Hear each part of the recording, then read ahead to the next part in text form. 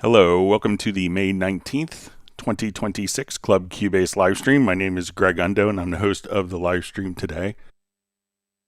If you have not attended a livestream before, how it works is you can ask questions in the live chat field or send questions in advance to clubcubase@steinberg.de.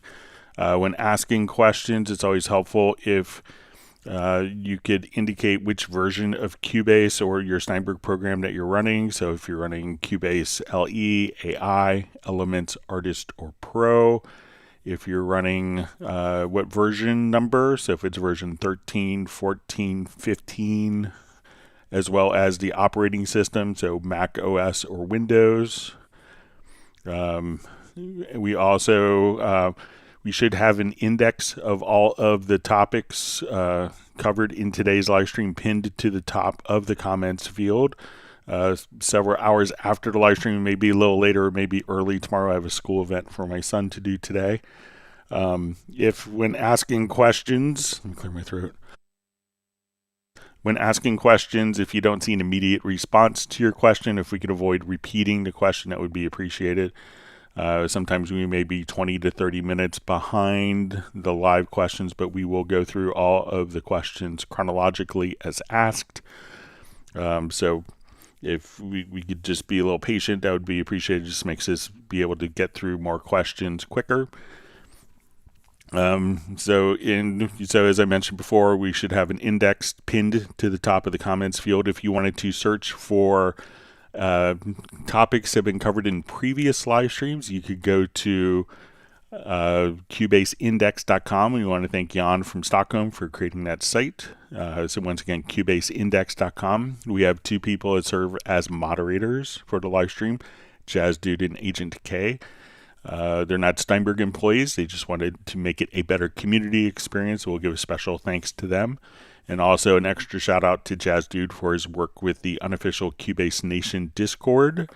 So if you're looking for links for tutorials, presets, downloads, it's a wonderful resource of information for the Steinberg community. So once again, my name is Greg Undo. I work for Yamaha Corporation of America, and I'm presenting from the United States in just outside of Washington, D.C. area in Alexandria, Virginia. And if you're watching this live, please feel free to introduce yourself and tell us where you're from. All right, so let's go ahead and get started. All right, so we see Tim Weinheimer checking in from Mission Viejo, California, not far from the Yamaha office. We have Klaus joining from Malmo, Sweden. We have Stefan from Sweden as well. Jay the Jolly joining from Denmark. All right, and we have Adam Langford joining from a sleepy village in Bedfordshire, England, in the UK. Hope I pronounced that right. All right, we see Jazz Dude post a link. So there's the scoring sales and updates promotion that's currently going on at Steinberg. So. All right, we have Uno Memento joining from Finland.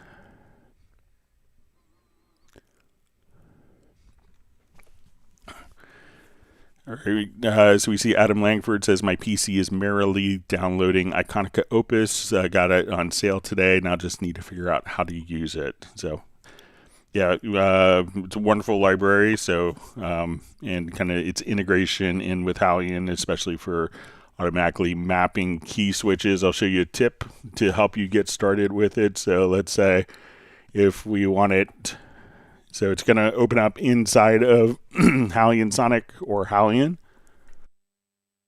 So I'll just show it inside of Halion Sonic since every Cubase user has that. So let's say we'll open up our Halion Sonic.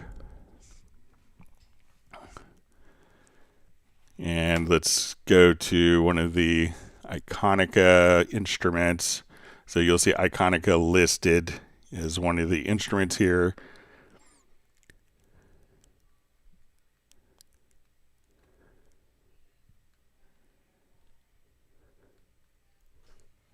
Okay, so let's go to, I think it's maybe under sections and players. All right, so let's say I wanted to come over here to my clarinet. So I'm going to just choose clarinet 1 standard. and this should give us a lot of the different articulations that are available. So once we start playing,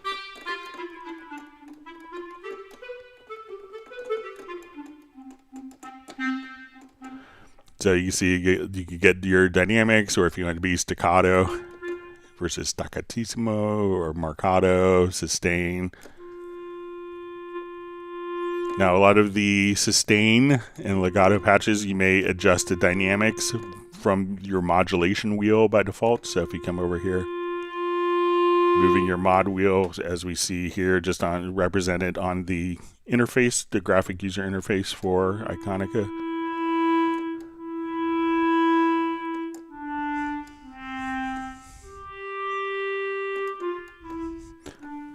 All right, so, and now if you want to do different repetitions, so you could click here and select, these are all of your available articulations. So let's say if we have these particular articulations and we want it to make an expression, kind of like an articulation map for it, we could just double click and create an event, and then we'll see our expression map. And since it's going to be a Hallian based instrument, you could click on the plus sign.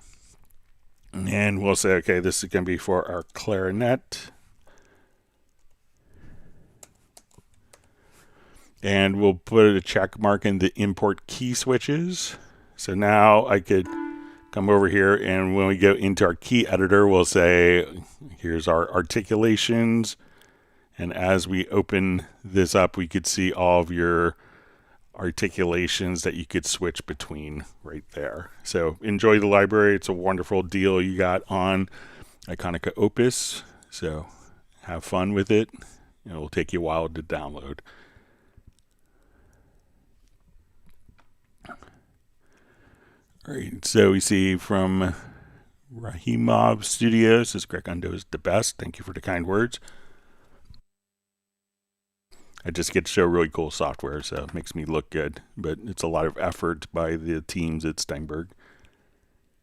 All right, we see Soren on, also from Sweden. All right, so we just see just a comment saying Hindi language. So unfortunately, I'm kind of the quintessential dumb American that speaks English only. So I'm sorry that there's not a Hindi version, so I apologize for that. I think that you can translate afterwards. You can translate the the transcript to different languages. So you may want to try that, but I apologize that I speak a little Spanish, but I'm only fluent in English. I'm sorry about that.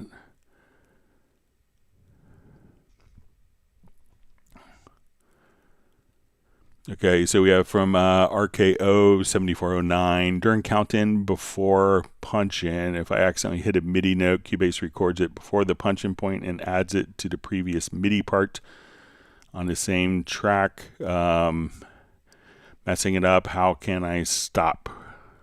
Okay, so let's go ahead and see if we could recreate this. So.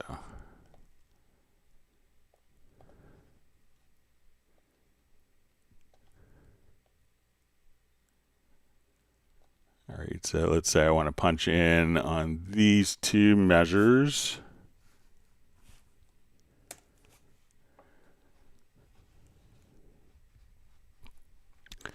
All right, so it could be that maybe you auto-quantize. So let's say I want to punch in and out, so I'm going to activate punch in and punch out just by hitting the I and O here on the transport. All right, so let's say if I come over here to this Rhodes part,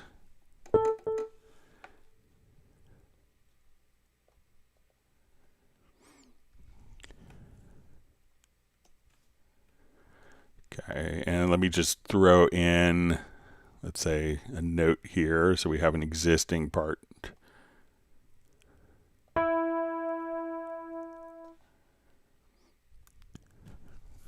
Okay, so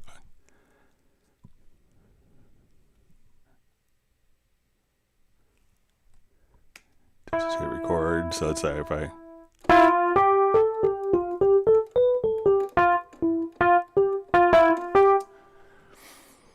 okay, so now that if I hit AQ before the event, so even though I hit that note early, so let me just redo that. So I'm going to turn the auto quantize off. So we have this note. So let's say I play early.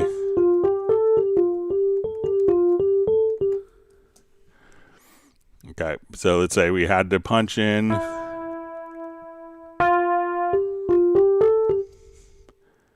Okay, so if we have an existing part, and let's go ahead and just look at it here.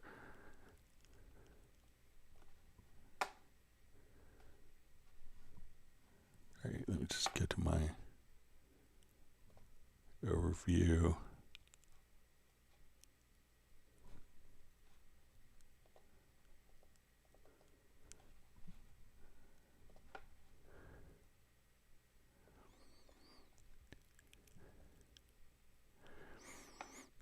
All right, so what I would probably, so we can see that kind of looking at these events, let's say if I was to merge these events here,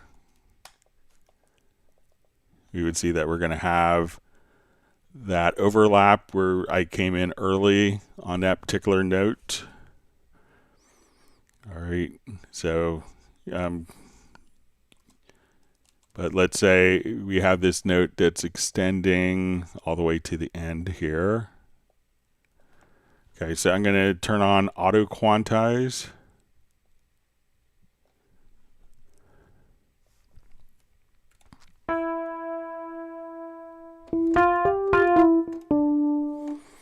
All right, so I rushed that first entrance, and then even though I rushed that entrance, it's going to automatically put that MIDI note directly so that it doesn't start before the bar. Let me just see if there's any preferences for that.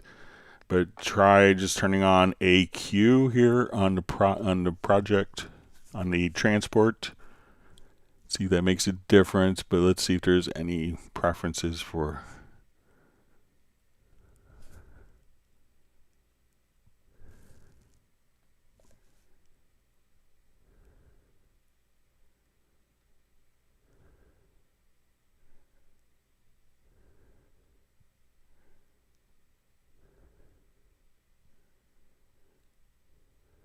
Yeah, so let me know if just putting on AQ would help, but Cubase is capturing what you're actually recording directly into it. But let me know if the AQ, the auto quantize, would help in your scenario.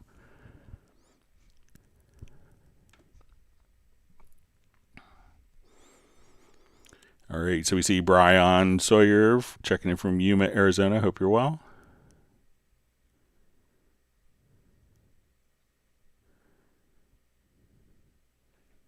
Yeah, see more comments on using the Hindi language. Sorry.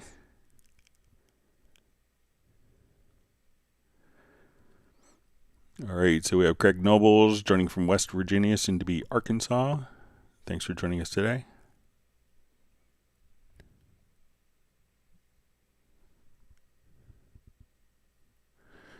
All right, so we have Vidujan Vasanthakumaran. Says I created automation for the note position in a modulator, but it only moves in steps boxes. How can I make it move smoothly like a ramp from low to high?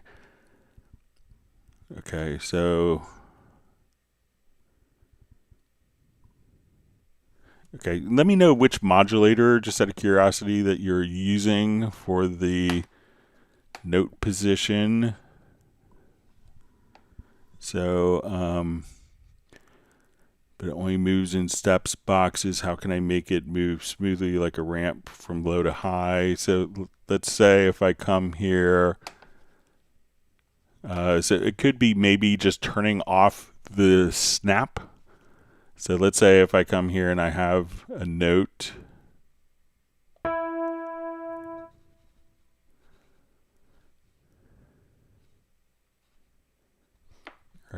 we'll just...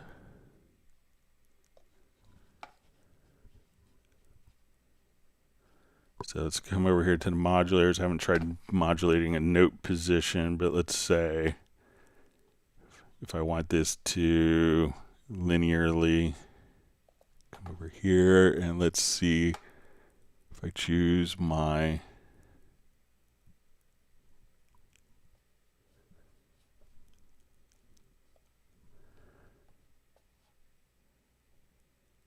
so I'm not sure if you're modulating kind of the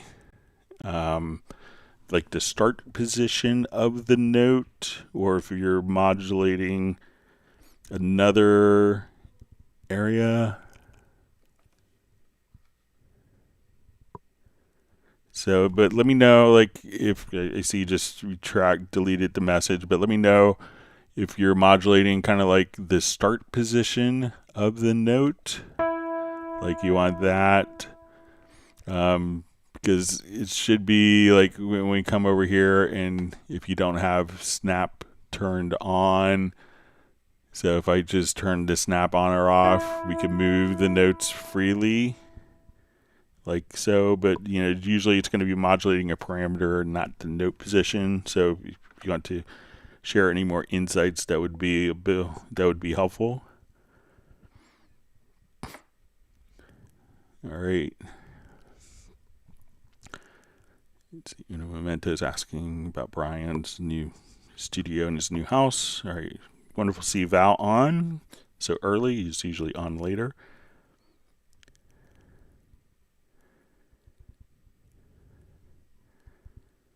All right. So you see from Adam Langford, just says, thanks, Greg. He's on Cubase Pro 14. All right, so Val says, finally back, Greg. This is amazing. Finally some time again. So wonderful to have you on.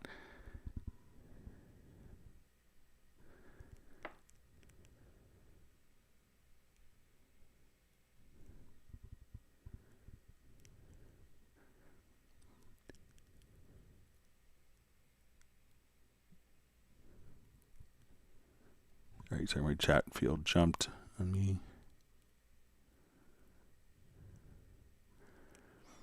Okay, so we see from Val says, it was a few days ago when I found out that you can determine the velocity of a MIDI note when you draw it in by holding Control plus Shift. Yeah, so if you want to draw in different velocity levels, so let's say if I'm here and I want to, let's say if we just jump here to velocity, we will see like this little icon here, and you could go to, and there's 5 different velocity levels. So I could just come over here, and as I enter in notes, we'll see that the velocity will be 100. But if I wanted to switch this to be 70, or I want it to be 50, or if I wanted it to be 120. So when we look at kind of our velocity values indicated here,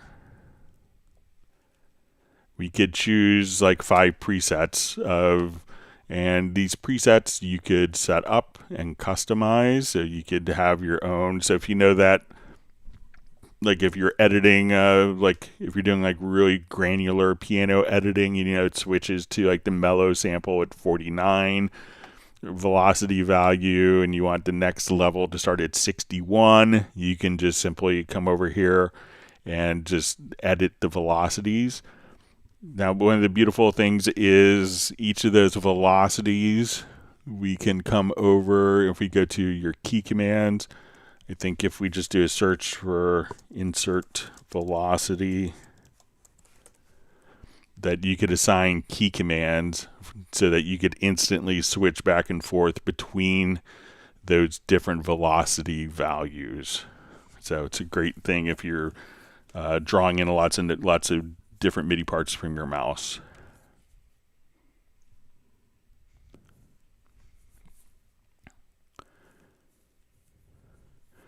All right, so Jorge GV5077 says, greetings from Mexico City. Thanks for joining us today. Usually don't have a lot of people from Mexico City on. It says, I have 2 questions. One, is there a way to do sidechain compression with a third-party plugin that does not have a sidechain button? So usually it's going to have like, it's much easier if the particular plugin has sidechain capabilities. But, if we had to, let's see, I think we may have a sidechain example that we could use here. So let's say in this scenario, let's see if we could do it with modulators.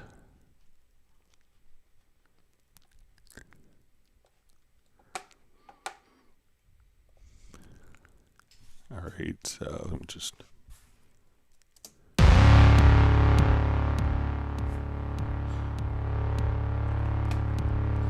All right, so let's go ahead and let's say on this synth I have a, so I'm going to turn the sidechain off, and let's come over to this, and maybe I want to bring like my ratio down here. So let's come over and we'll go to the modulators. So let's do like an envelope follower and let's say I want this to be my ratio. Okay, and I want to set a sidechain source on the modulator, so it's not using the sidechaining on the plugin itself. And let's set this to our kick.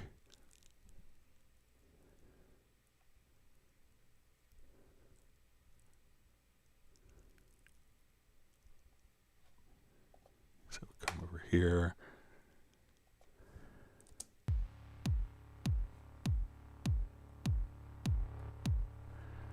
And we could probably, so let's see if we can,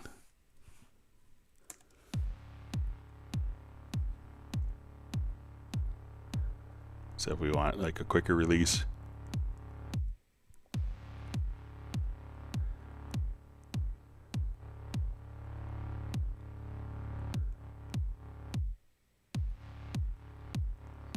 So you might be able to do something like that using the envelope follower.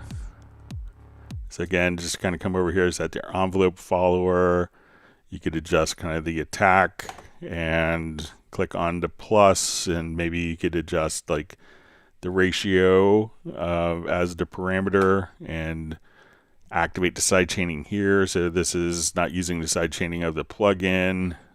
Choose your sidechain source, and then we can just kind of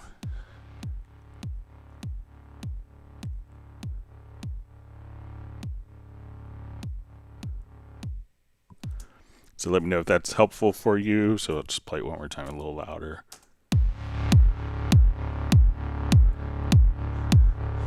And I'll turn off this sidechaining next time it plays.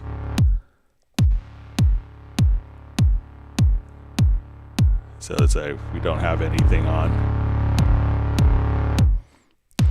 But now we use the sidechaining from the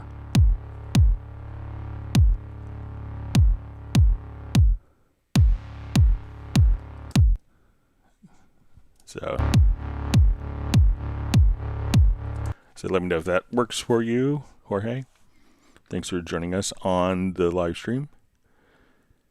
You see Jorge says using Cubase 13 Pro, so you might not have the modulators in 13 Pro, but I think that was introduced in Cubase 14 Pro. Sorry about that.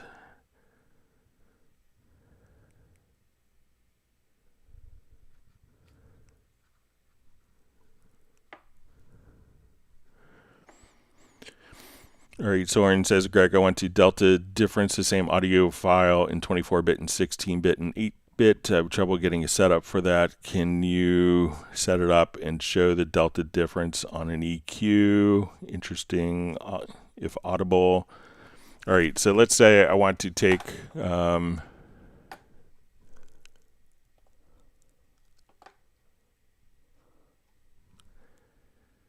right, so let's just start a new project here.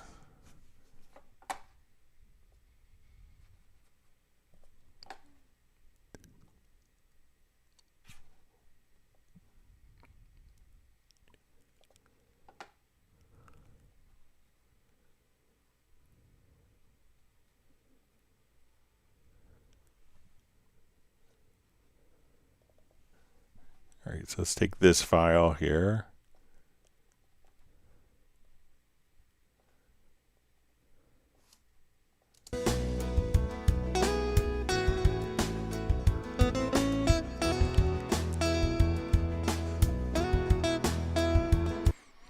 All right, so let's say I'll just kind of come over here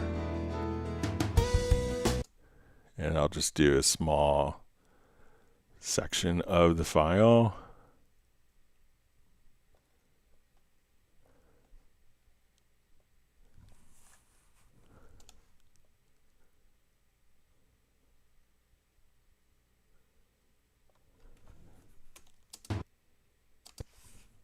Take off my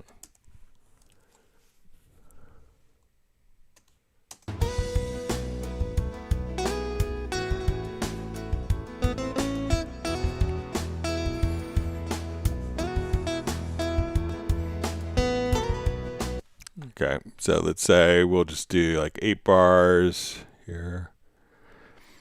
Okay, so what I want to do, all right.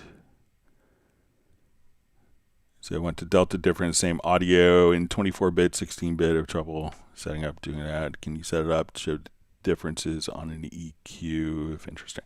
So if you have WaveLab, and I think you have WaveLab Soren, you could do this. So let's come over here and just listen to it, because let's do an audio mix down, and we'll make this our 24-bit.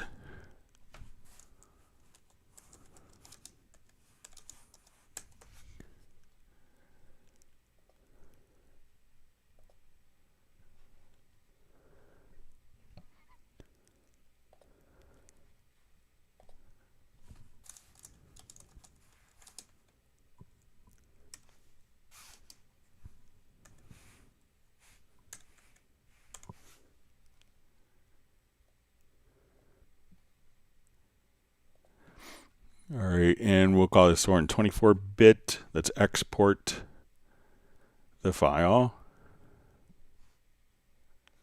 And let's export it now as a 16-bit.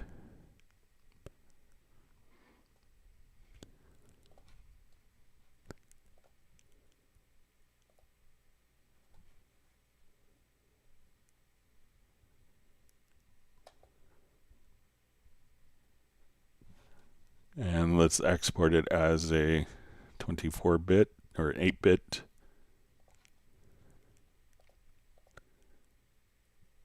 I think I didn't change the name. Sorry.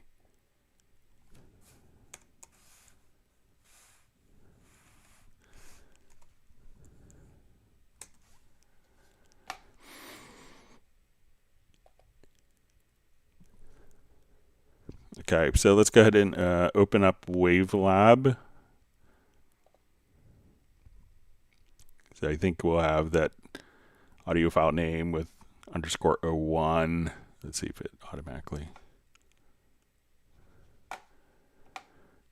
All right, so I'm going to, let's go to the audio editor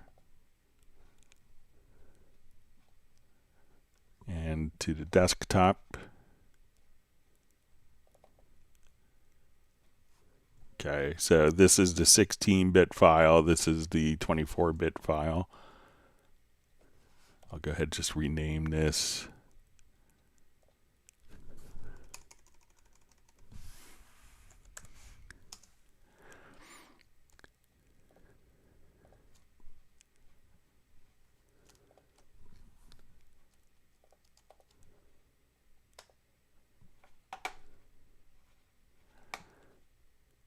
Okay, so now when we come over, we could listen to, let's say, our 16.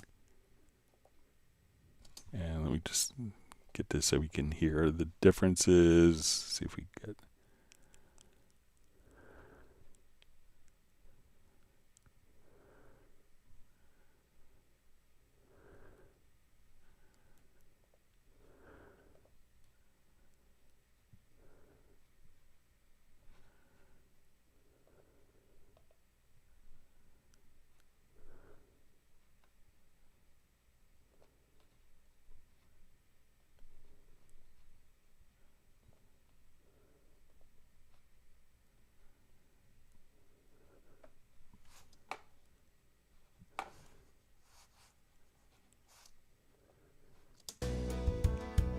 Okay, so this will be our 16-bit, and let's say our 24-bit.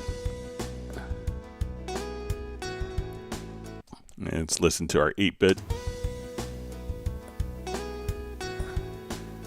All right, so what we could do is if you go under, I think it's under Analysis or Analyze, there's an audio file comparator. So let's listen to the 16-bit versus the 24-bit, and we could generate a delta file between those. So if we come over here, all right, it's found 506,000 differences. So this is what is in the files. So it's a delta file, not too illuminating. But let's do it again. So that was,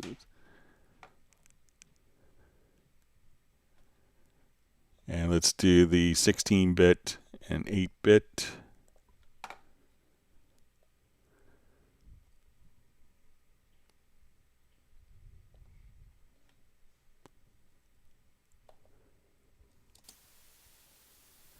So there you could hear, this is the difference between the 8 and 16. The differences between it's not even really registering the 16 to 24. We see some signal. So, but you could give that a try. It's always interesting taking something from an MP3 and comparing it to, so let's say if I want to take the 24-bit here, and let's take it as an MP3 output from Cubase here.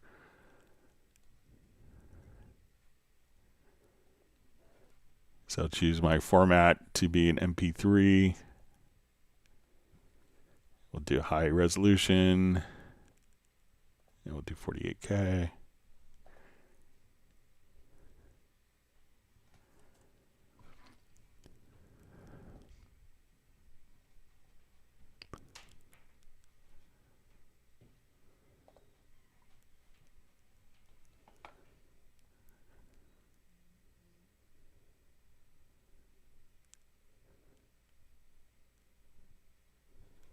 And let me just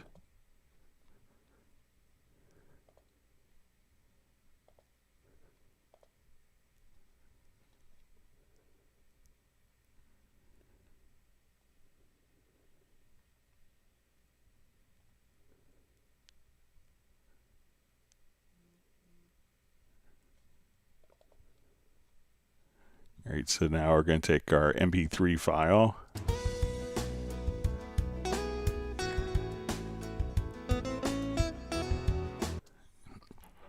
And now if we compare that to the 24-bit file, that's the differences. That's what an MP3 is introducing into versus like the 24-bit file.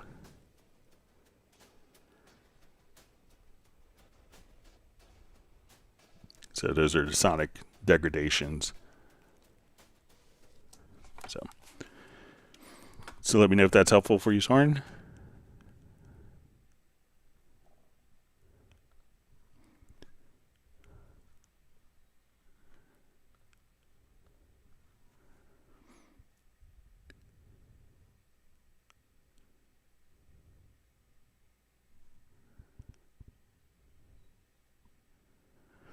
All right, so we see it says, please send your content number. Someone please connect with me. So if you need to, send me an email, you could send it to at clubcubase@steinberg.de.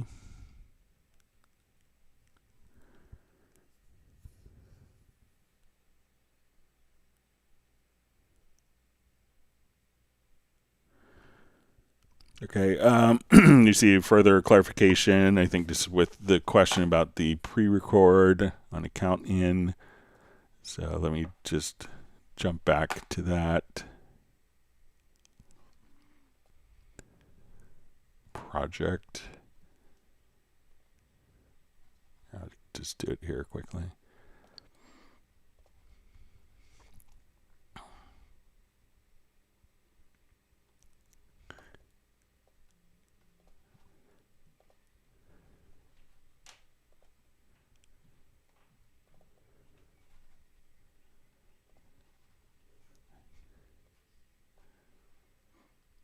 Okay, so let's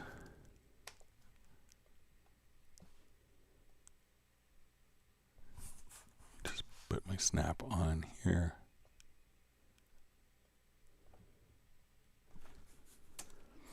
Okay, so I'm going to enable the pre-count.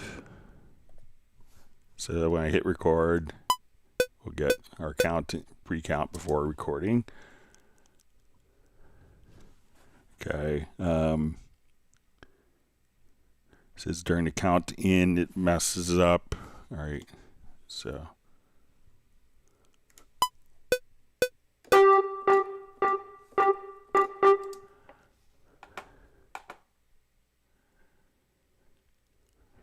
All right. So you see that, when I recorded, and I think kind of the intention. So let me know if that's what you're seeing. So we had to count in, and it recorded, directly, it captured the MIDI data before the note, just in case you were intended to being like a little bit ahead of the beat. But let me know if, okay, so you enable count in, hit record during the count in, it was messed up.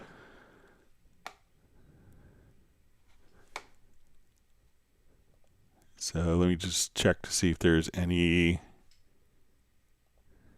preferences to stop that. But I think the intention is if you're doing pickup notes that it's captured.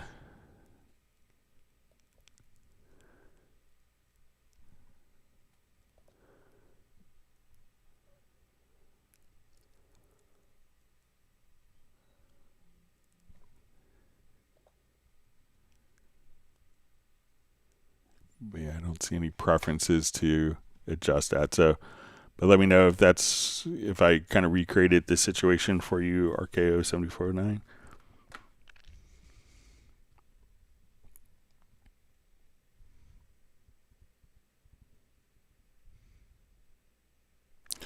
All right, so we see JV Addison. Hi, Greg. Why is a third-party plugin suffering with VST3 automation issue? Cannot change the info line number to what I want without it snapping back to initial automated data. Okay, so let's say I have an audio track. I'll add an audio track, and I'll do a third-party plugin.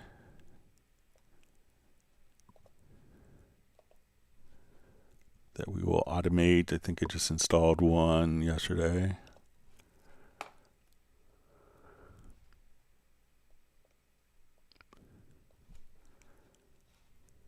Okay.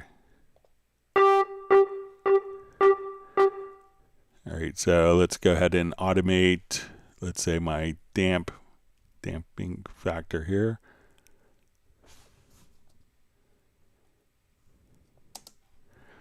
Okay, so now we get to, let's say, our automation.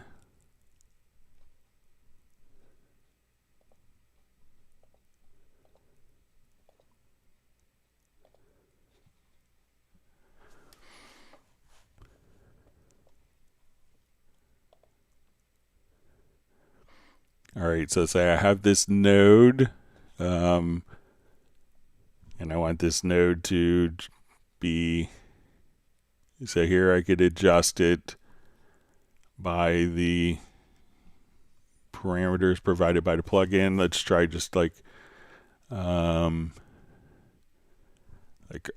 automate some other parameters here. So let's say,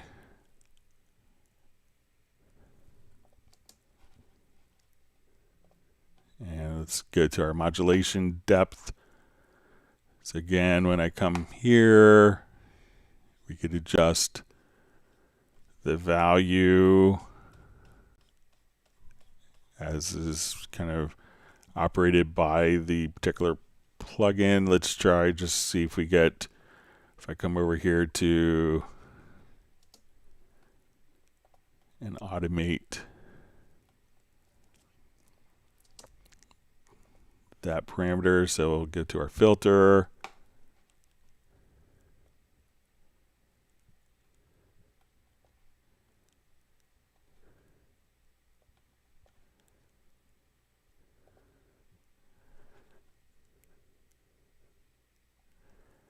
So say I want this to be, when I use my scroll wheel here, I go from 11.62 to 11.8. Let's see if I can type in 11.71.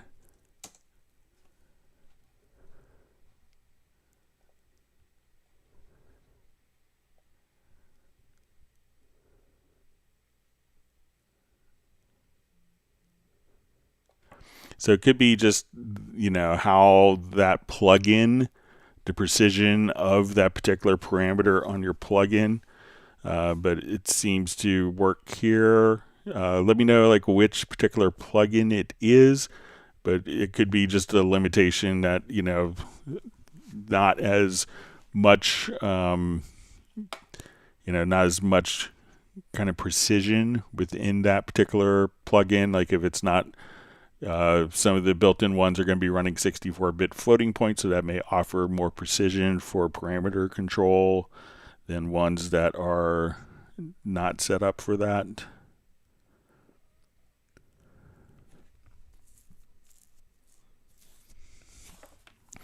All right, Dr. Mike asks, hi Greg, thanks for your sessions. My question, is there a drawback of using the tape recorder mode for recording and playback? Does it impact punch in and punch out functions? So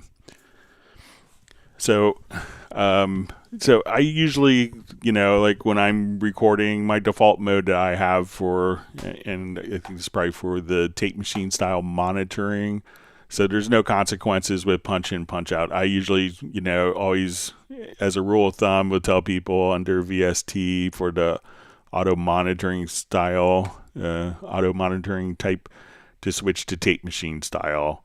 Because I think that, you know, that way you don't have to manually do it all the time. So, but there's no consequences with punch ins and punch outs and being in tape machine mode for auto monitoring.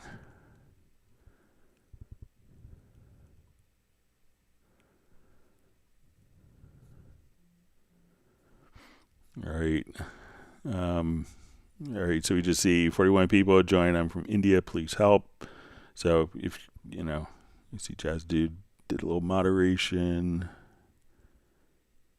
But, you know, if you want to post it in Hindi, I do have Google Translate open, so I could translate if you want to just type it in Hindi.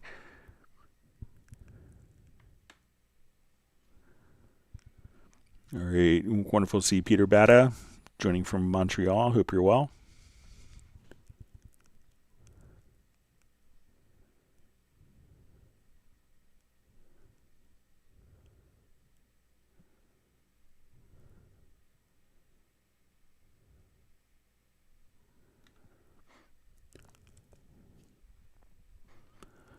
All right.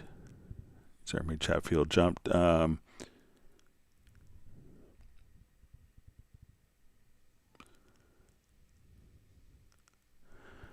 All right, so Ivan Yokon says, hi Greg, Ukraine here, Cubase 15. Is there a way to make a key command to load any favorite VST instrument? So there isn't. So you could, you know, load it as a preset, so you could open up presets, but there isn't a way we can add, you know, instruments. We could do that, but you can't necessarily. I haven't found a way, and I've mentioned this to Steinberg several times. I haven't found a way to automatically choose, like, I want this button to open up Howling In all the time, or this button to open up Groove Agent. So there isn't a way that I know of to automatically have a key command open a specific instrument. Sorry about that. Thanks for joining us from Ukraine. There's lots of other stuff going on. We wish you well.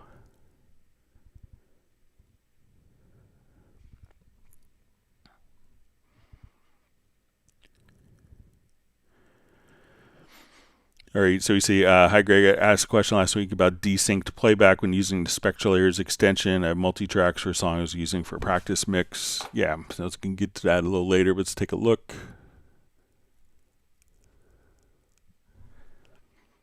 All right. I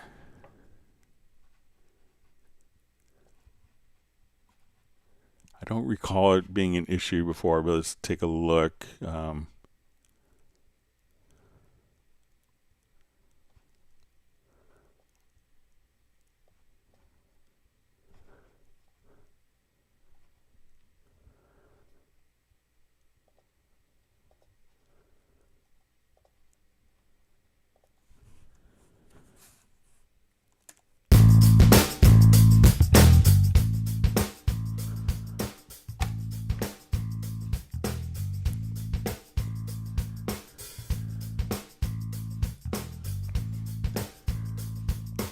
All right, so let's say, like maybe I just want the 2 kicks here and our 2 snares. All right, so I'm going to open up a Spectral Layers extension on one of the tracks and let's see if it goes out of time. So the question is about kind of, I'll come over here, let's get Spectral Layers. So now when I double click,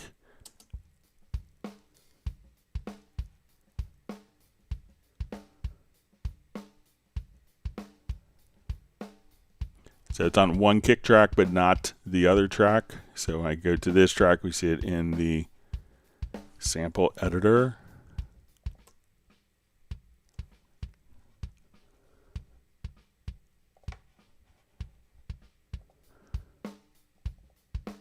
And there we see it in the Spectral Layers. So between the 2 kicks, doesn't seem to be out of time. So if I remove and the Spectral Layers extension and go to no extension,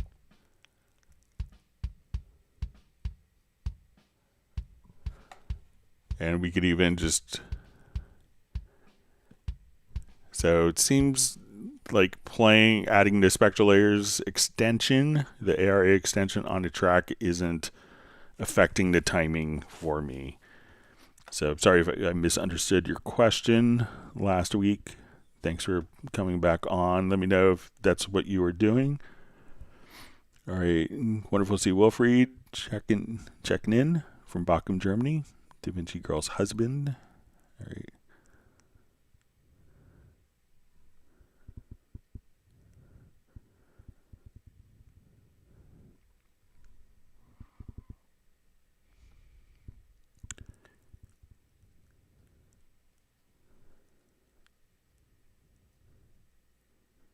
Alright, so you see just more explanation about the Spectral Layers maybe knocking something out of time.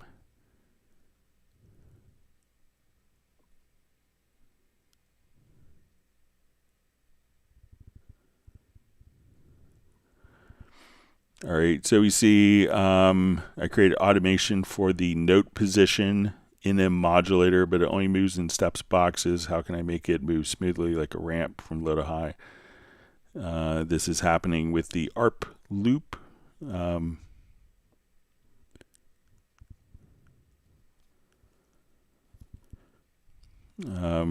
So I'm not sure where the note position would be. So let's say if I was, let's see if I have like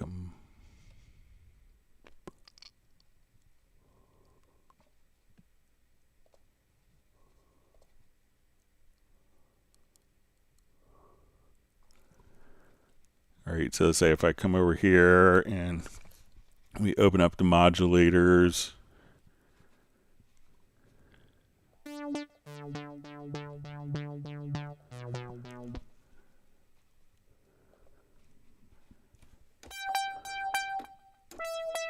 So if you could tell me, like if it's in a particular instrument, if you're doing the note position.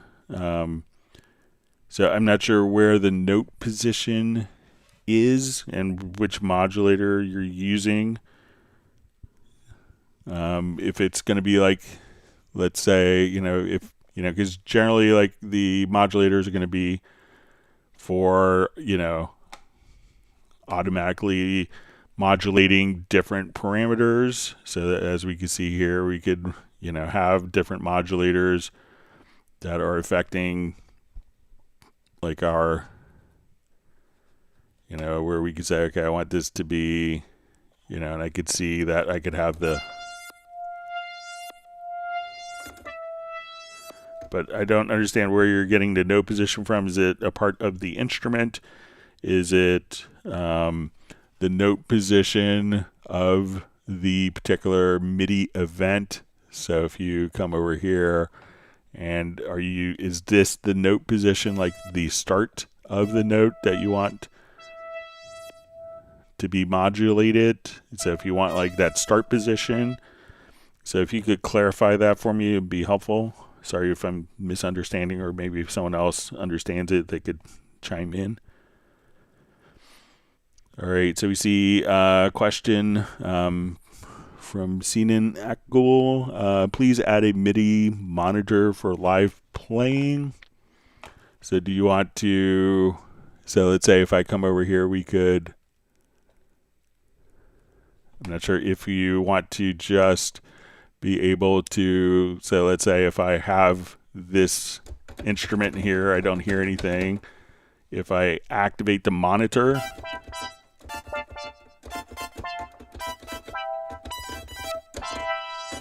we could play without, so we could play live with the monitor enabled.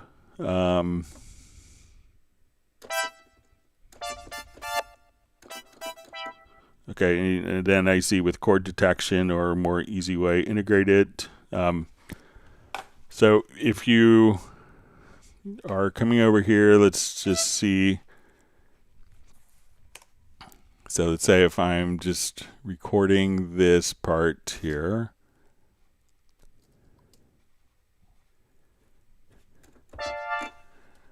So let me just record enable. All right, let me just activate this and so I think usually, like I've had this work, so on input, let me just see if it's, so we could kind of look right after and we can see the current chord display in the MIDI, and I thought that we could see that live. Let me just try it again. Let's say if I'm in the MIDI editor,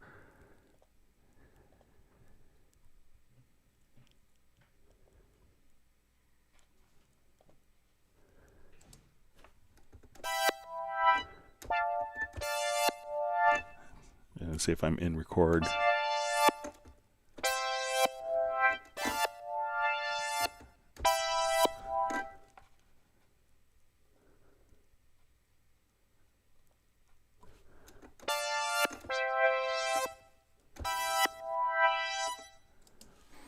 So you could see kind of after, I have seen it kind of live before. I'm not sure if I'm doing something differently, but I have seen that on the live input. But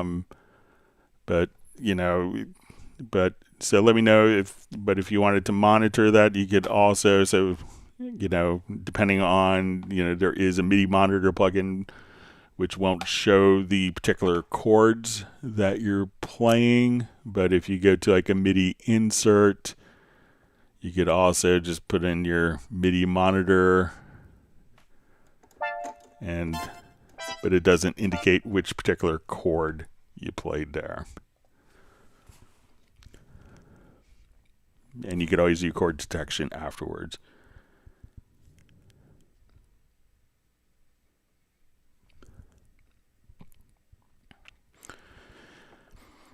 Jay the Jolly asks, I see that some sound iron libraries like Olympus Choir are available for Halion. Do they sound any different than the version I got for Contact? Or is it simply a different way to get it? There may be some very subtle differences because there's different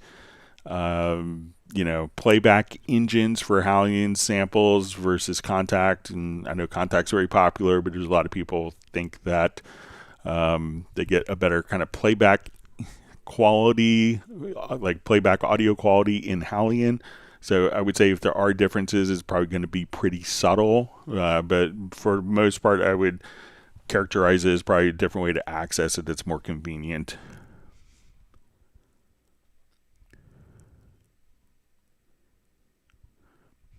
All right, so we see DC Cunningham checking in. Thanks for joining us today. All right, Patrice Bossard asks, why are the images blurred in any live stream? How can we follow what is happening? I would check just the quality on your YouTube. So on the live stream, we broadcast at 1080p. HD resolution. Now it could be when you go to YouTube, if you go to like the little settings cogwheel, that it may have a lower quality settings depending upon your internet speed. So you might be able to change the internet speed. Let's see if I could do that quickly, show you where it's at. But YouTube will do it on live streams just based on your internet connection speed. So we'll just come over here.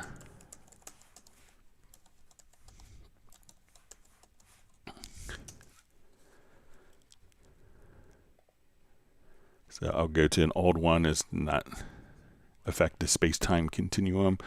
All right, so when you come over here, go to your settings, and then adjust the quality, and then you could have higher quality just by going right there. So give that a try. But it's not, we're broadcasting at full 1080p resolution. But YouTube may kind of adjust the playback quality depending upon your actual internet speed.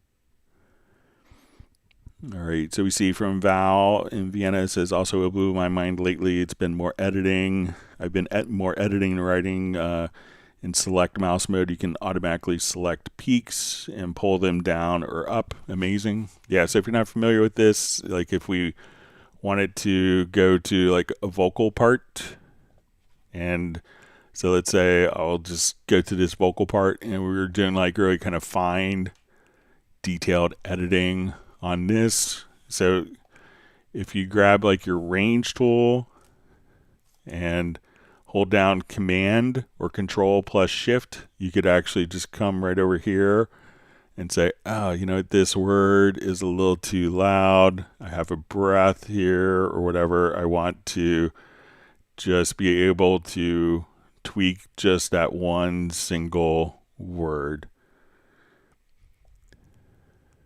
So you could just come right there and be able to kind of tweak individual words like that. So yeah, you haven't played around with that. It's a great function. Thanks for reminding us to show that, Val.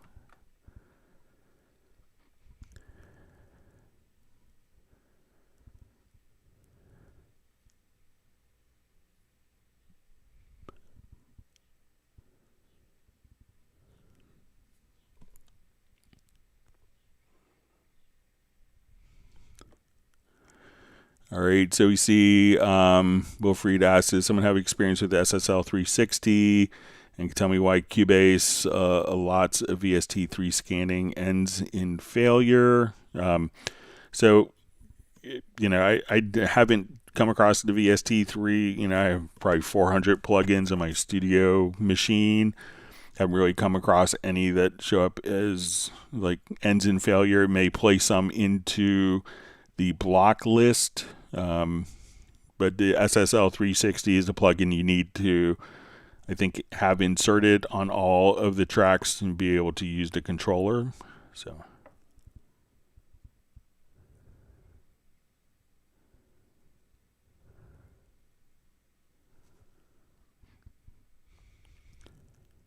all right, so we see Dwight Cunningham checking in from the Bahamas. Glad you can make it.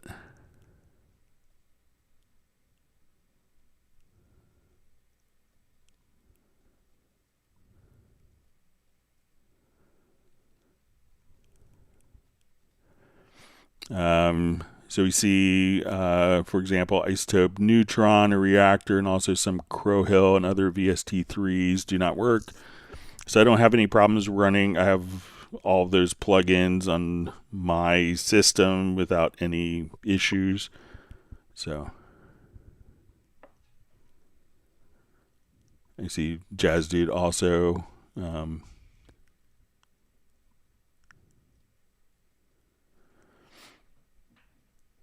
And we see, okay, so I guess they don't work in SSL 360. So you probably, maybe it's probably in SSL 360 if it's not supporting all of the plugins. So you could probably use those controllers as MIDI remote devices. So, but it's not necessarily a Cubase issue.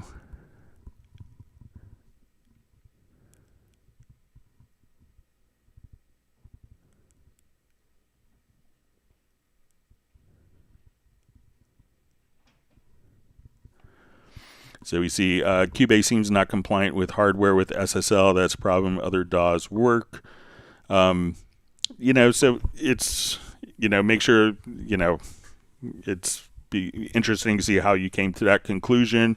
But, and this is kind of issues that you have with kind of temporary kind of bridging solutions, where a lot of bridging solutions. So, if it works, if those plugins work in Cubase and then they don't work when you're bridging it with the SSL 360, I wouldn't say it was a Cubase issue. If you're going to create a bridging kind of communication system, that is an added layer on top, then, that is going to be the culprit. So I would contact SSL to get that, to see if they are aware of those particular plugins not working with the SSL 360.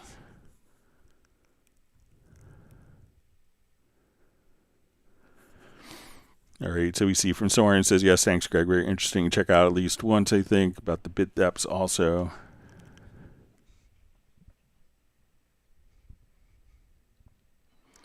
And we see from Wilfried, SSL 360 is just a bridge and a host, So, and those are the issues that you run into when you're running an additional layer, an additional bridge, and a host. So,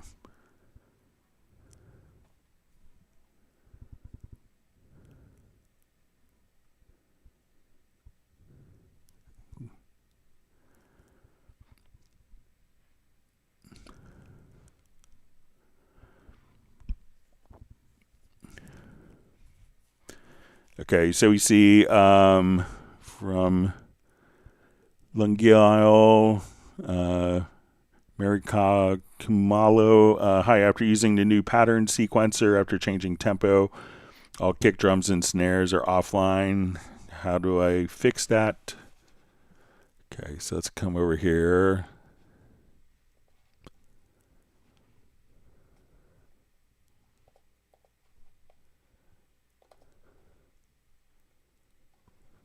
All right, so let's say our tempo is 100 beats a minute. Let's come over here to drum parts.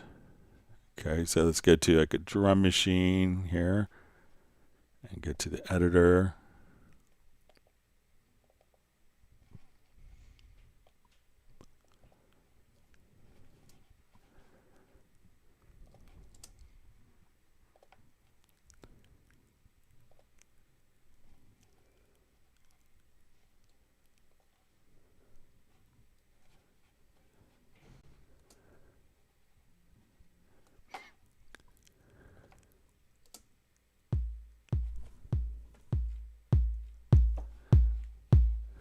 All right, so let's say I'll throw in.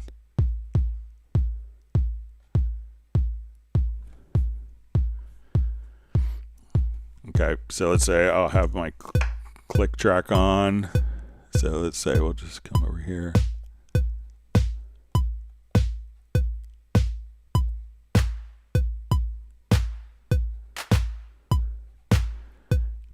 All right, and let's just put in hi-hat so we...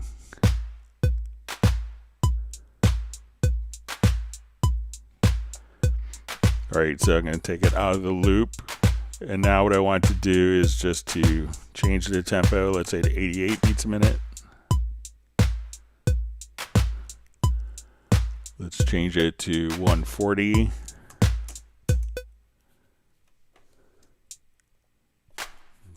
Instead of 14.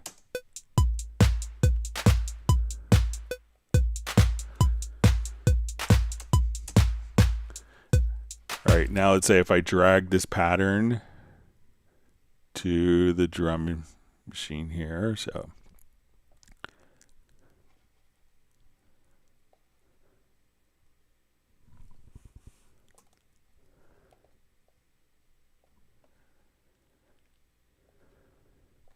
okay, so now we have the pattern resident in the project. And I'll change the tempo from the pattern editor that's in there.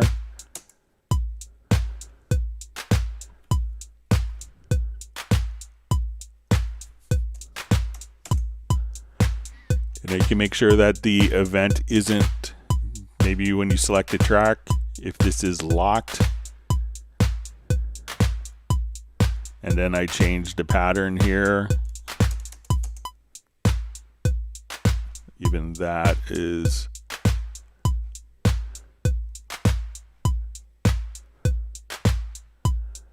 so again, so if we lock, so it seems like that's working as expected for me. Let me know if I'm doing anything differently than you are. This is changing tempo. All kick drums and snares are offline, so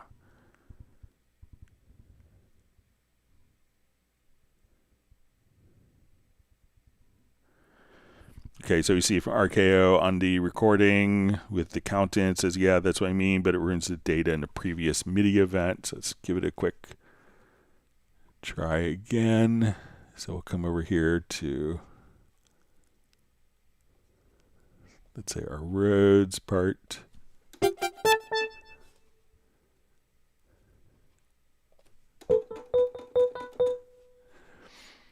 Okay, so let's say we want to, I have, let's say, an event here.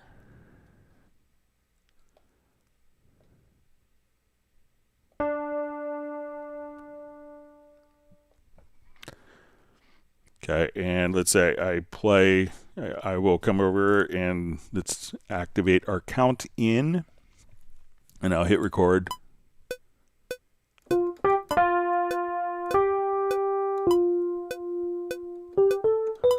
All right.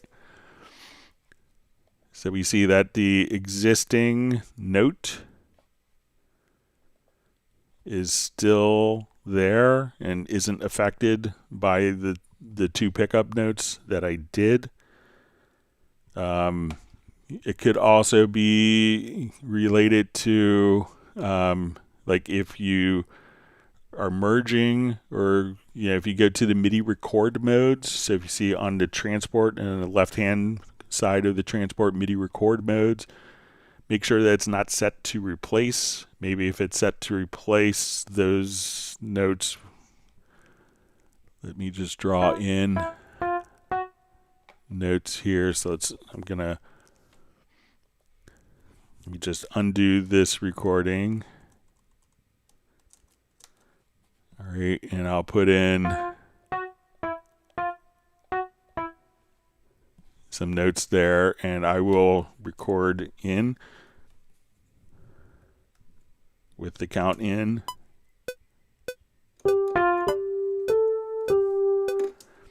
So it didn't affect those notes. Now let me see if I switch my record mode, if it is set to overwrite.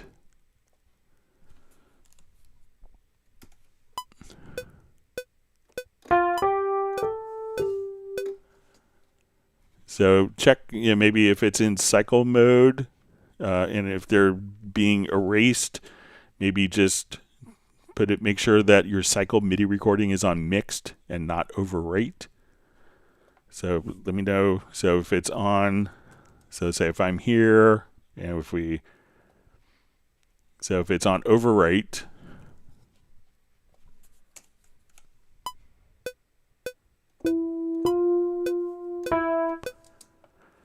the pre-existing MIDI data will be erased. If we switch our cycled MIDI recordings to mix, so we see these parts here.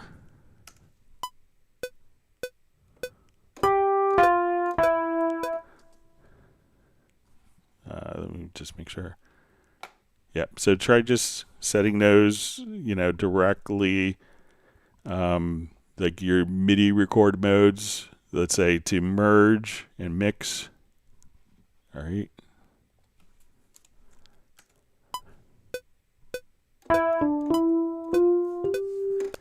And then all of the parts are there. So try making sure that your linear and cycled recording maybe is set to merge, and cycled MIDI recording only is not set to overwrite here. And let me know if that helps. Sorry for not understanding.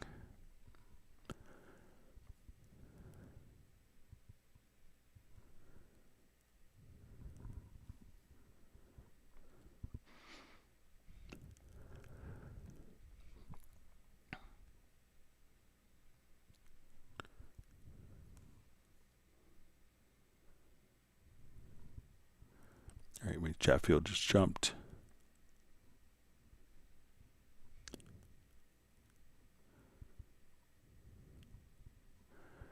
All right, so we see from Jay the Jolly says, for master, I export my mix as a wave to then master. For an EP, is there a benefit to using WaveLab for mastering rather than lining all my EP waves in a row in a Cubase project and using my usual plugins? So yeah, I would say that WaveLab's going to offer a lot of benefits. So let's say if I wanted to come over, so let's just open up a quick WaveLab montage. If you're, and it really depends on what your definition of mastering is. So some people just want to make their tracks louder, and that's what they consider mastering. Others would, rather just kind of come over. So let's say I have, these are all of my tracks laid out for me here. And let's say, we could see that they vary in volume. So like this one's going to be louder than this one.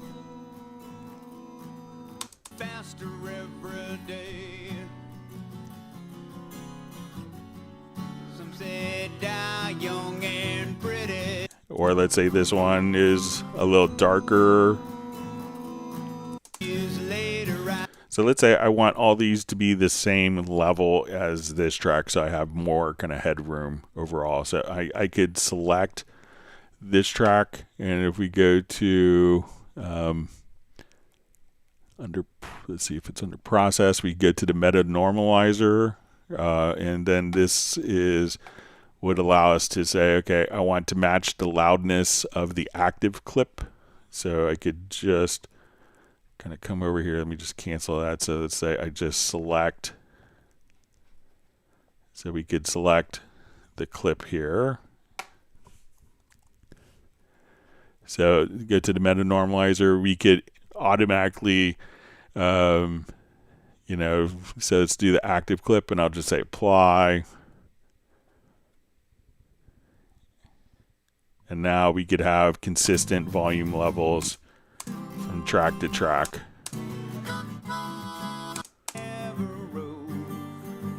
And let's say, okay, maybe this one, when we're in a montage, maybe we wanted to apply, different effects. So, WaveLab, we could come over and just say, okay, let's go to the inspector. So let's say this one is a little darker.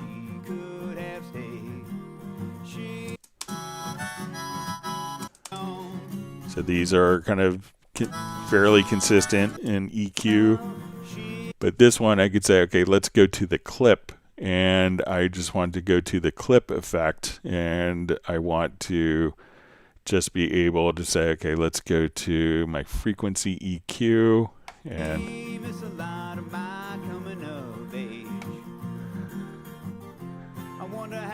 so let's say, okay, let's make this like a high shelf, and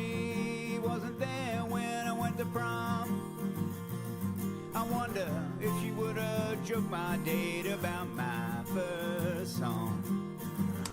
Then it was gone. So we can see that this is much more in line. And we could do, you know, some of this stuff inside of Cubase, but now when we come over and let's, you know, work with metadata. So we could say, okay, I want to edit the metadata. So it's, you know, we could put all of our all the metadata for different streaming services that will automatically be used. When we go to export our audio, you know, we could do like different batch exports as well. So as soon as we come over to, let's say, our file, we want to, you know, I could burn an audio CD, still relevant. All these years, we could do a multi-export. We could say, okay, I want this to be exported, and we could have different presets for, okay, I want this to be exported for, you know, so let's say, okay, we could go to like, you know, different presets for, I want to deliver for iTunes, for Amazon, for YouTube. I could check the loudness. So I think there's a lot of great beneficial stuff to working inside of WaveLab that could enhance your mastering process and really kind of make your project, you know, significantly improved. I think it's a great investment. But if you want to just run your mixes through like a limiter, you know, Cubase would do that. But I think there's a lot of unique things in WaveLab that your projects could really benefit from. I would say for a lot of people, WaveLab could be like the best investment in kind of, you know, radically improving the quality of the audio of your project that you're delivering.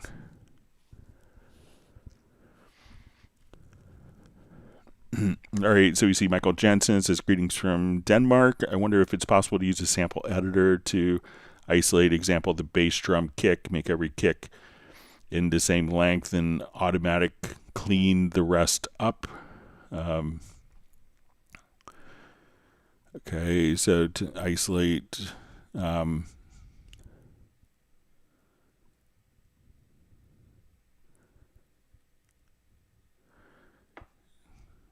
okay, so I'm just saying, I don't know if it's like a drum recording that you wanted to do, or if it's like a kick sample.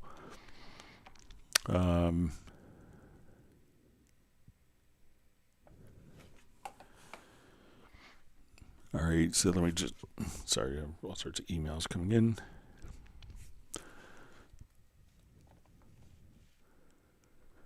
Okay, all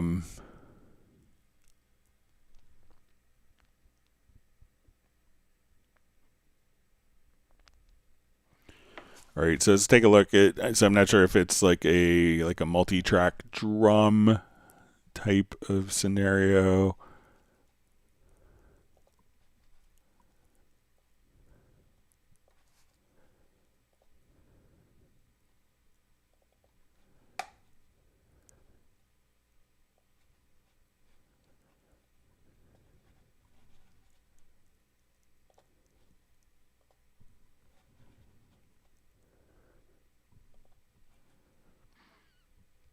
All right, so let's say if we have like,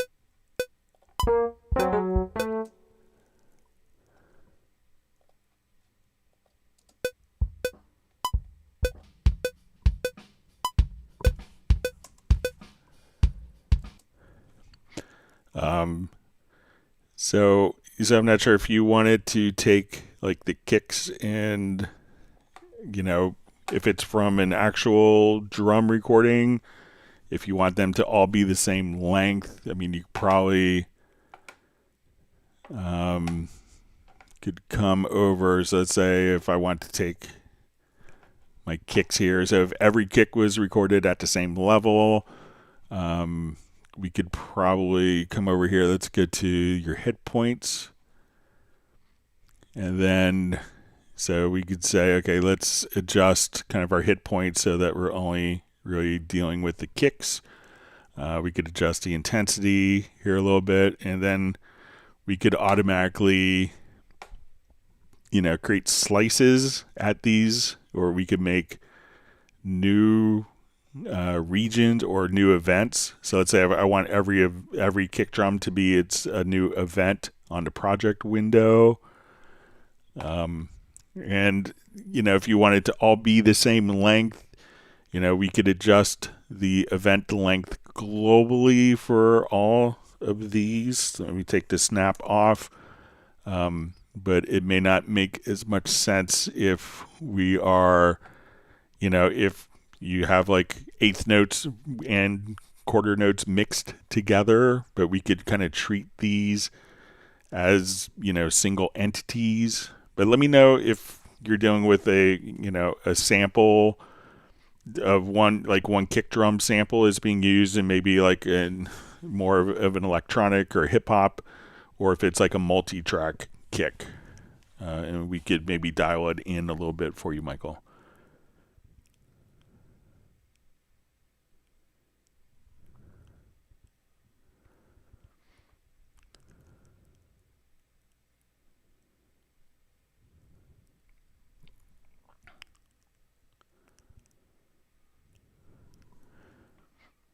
Okay, so we see Roller Coaster Ride, 1937. The little white square at the center of events for gain should be repeated throughout the whole event in multiples.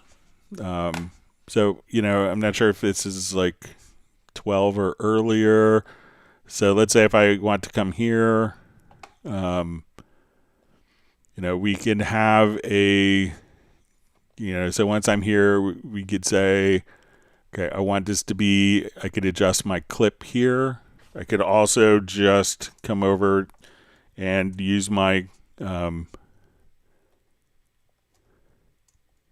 let's say if I, want to come over here, I could just grab kind of the entire clip here. So I'm not sure if you want to do that if we are, using the range tool. We could just come over here. So let's say if I'm in the range tool mode, I could just select, multiple clips here and adjust, or like when I go to the range tool, I could adjust globally there.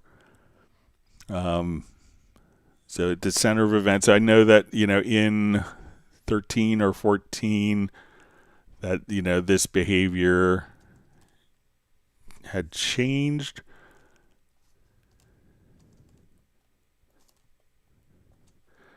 From like kind of the top center to being in the lower. So let's say if I have so if I come here, I could adjust the overall gain there. So we could do that like for the entire clip. We could also just,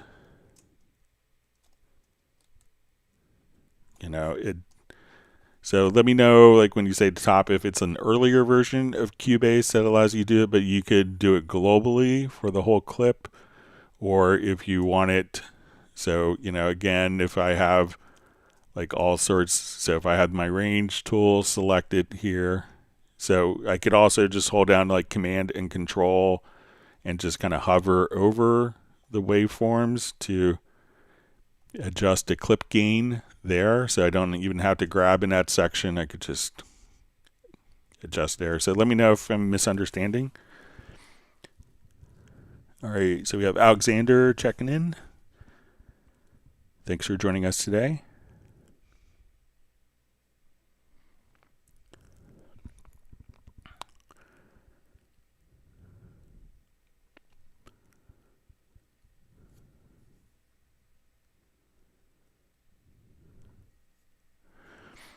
All right, so you see from Patrice says, I changed a few settings and there's an improvement among other things with clear type. All right. Jay the Jolly just says, you mentioned tape machine style monitoring in Cubase as a setting. What exactly does it do, again, workflow wise, can you perhaps show it in a little more detail? All right, so let's just do new project here quickly.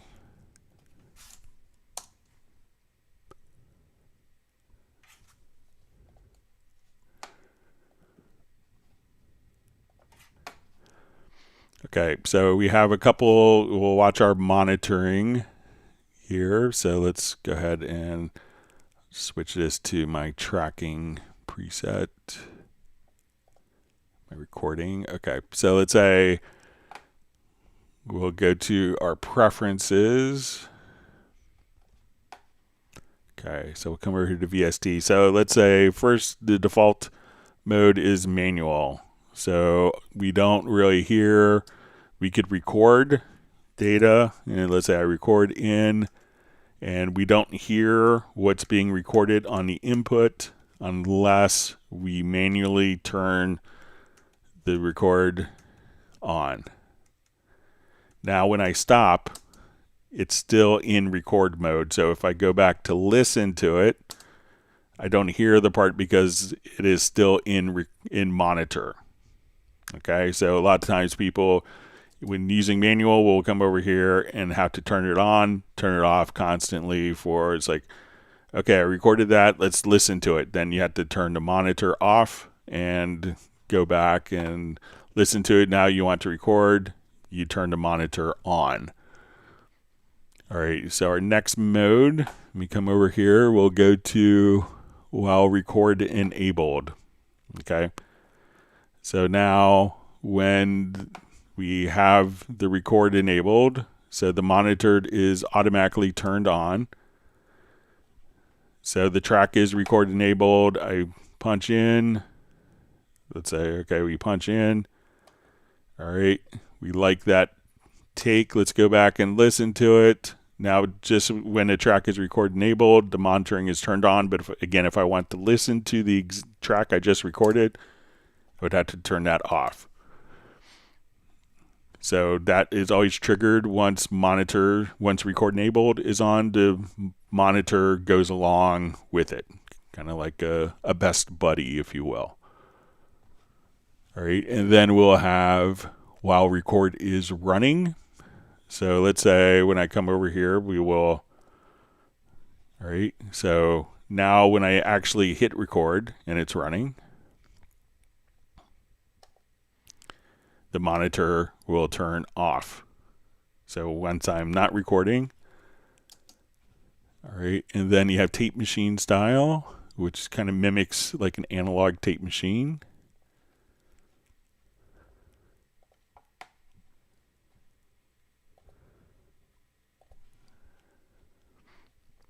All right, so let's say I have this on. We have this track armed for record.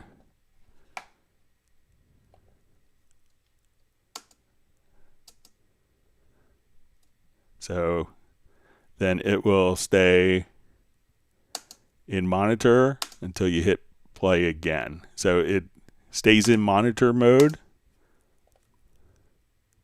So I could stop and it stays in monitor mode. So if someone wants to like practice their part, and then when I hit play again, it'll be off. Then I hit record, then the monitor is enabled. So if I punch out, hit record again, the monitor is off, it's still record enabled, and when I stop.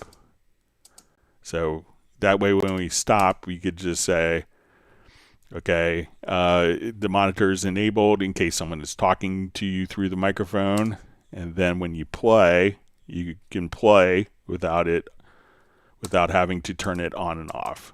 So I think for most workflows, tape machine style is probably the best if you don't want to always be fiddling around with the monitoring styles. And there could be different scenarios where you want to kind of, tweak those all the time.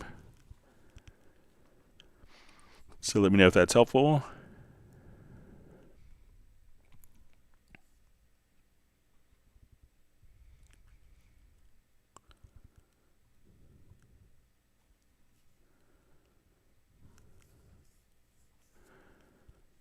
All right, so we see So this is a question for Greg. Can you please remind me how to separate the chord to lines?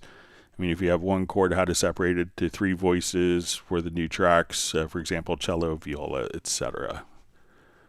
Okay.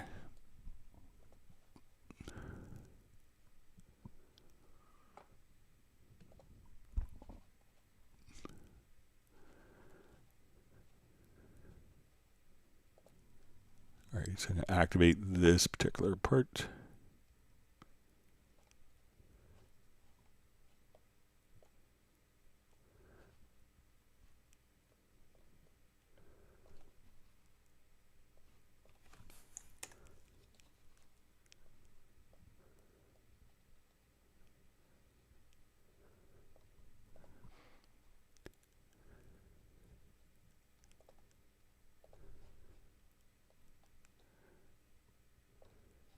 Okay, so let's say I have 3 voices here. Okay. All right, so if we go into the score editor, and even if you don't read music, you can come over to the score editor, then under functions, we'll choose explode. So we could put these to new tracks. We could use the existing voices.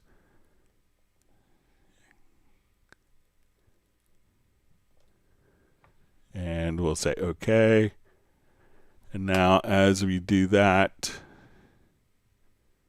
you can see that we could just have these kind of automatically split. So go from the score editor,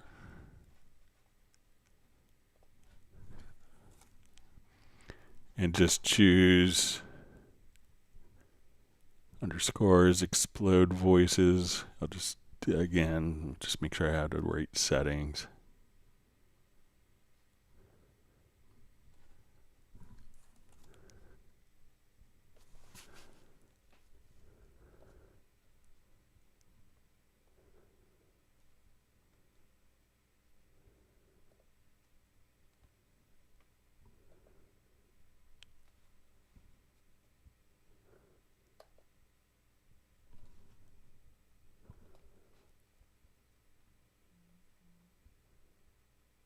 And then each of the voices will automatically be split here.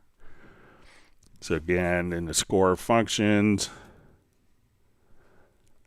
come over here, score to functions, explode voices to new tracks. And that should do it for you.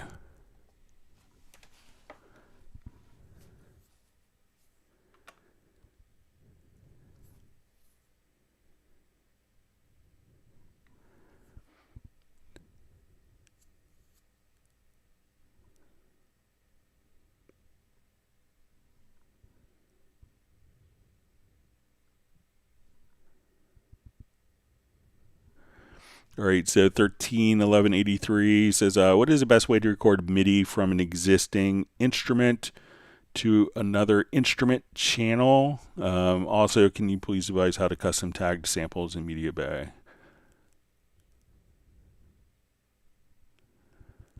All right, so the best way to record MIDI from an existing instrument to another instrument channel. All right, so let's say in this scenario I have, so it could depend on the instrument. So let's say here I have a groove agent pattern.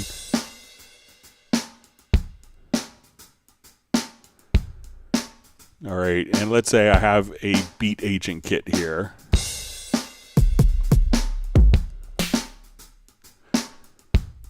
Okay, so let's say I want to mute this. Now, when we do this, I could go to my beat agent kit because groove agent itself has the capability of, I can go to my all MIDI inputs. Let's come over and say, okay, I want the MIDI out from the acoustic agent.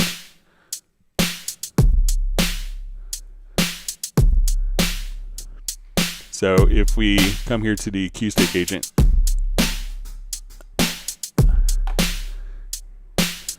so, you know, certain plugins will allow you, so now I could come over and just record.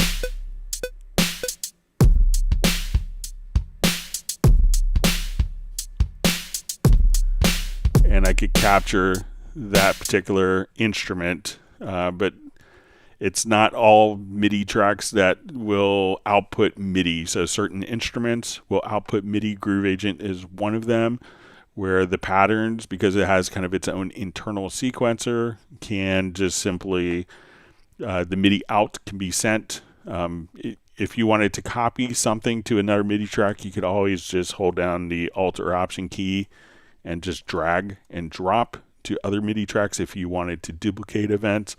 But a lot of times it's going to be dependent upon the actual instrument, whether it's going to allow you to transmit MIDI out from that particular instrument. All right, and the second part of the question, can you please advise how to custom tag the samples on MediaBay? Okay, so let's open up your MediaBay. We'll go to our full window, which you could open up by hitting F5. All right, so let's come to samples. So let's say I have, I'll come over here, let's get to projects.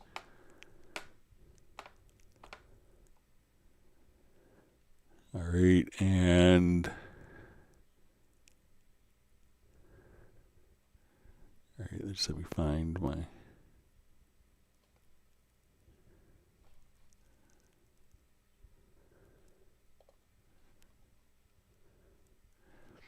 okay, so I go here to projects. Let's open this up and say, okay, I'm looking for, I have some samples that I recorded and put it into like a Groove Agent project. All right, so let's say, okay, I want to go to, all right, so let's say I have these snares here. All right, so I could select those particular snares, and we go to kind of, we want to make sure that we have this right hand pane selected, and we see this little, so at this point, we could come over here and say, okay, the character is, we want it to be rich. So we could have different character tags. We can come over here and put like the author's name. So if we want it to come over, we could say, okay, it's going to be used on this album project. We want it to be, let's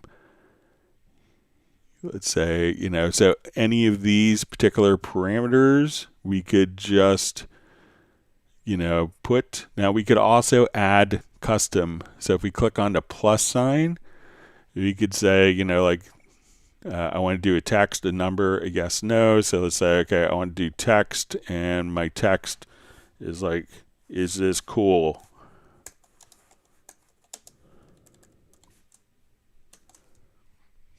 All right, and I'll not capitalize everything. All right, so I can make my own criteria. So now when I go back, we could say, oh, is this cool? And then we could say, yes. So we could turn that into like a yes, no response. So, when we come to click on the plus signs, you could just say yes, no, is this cool? So we could just say,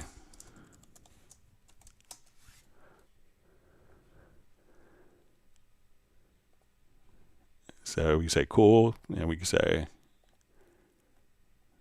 yes. So you can make your own tags. There's a number of tags here that are kind of custom, that are, that you could customize, but are kind of readable by other applications and kind of media databasing systems. But make sure if you don't see that area on the right, and if you get to the upper right hand corner, you could open up the right pane to access those. And again, to close MediaBay, just hit F5.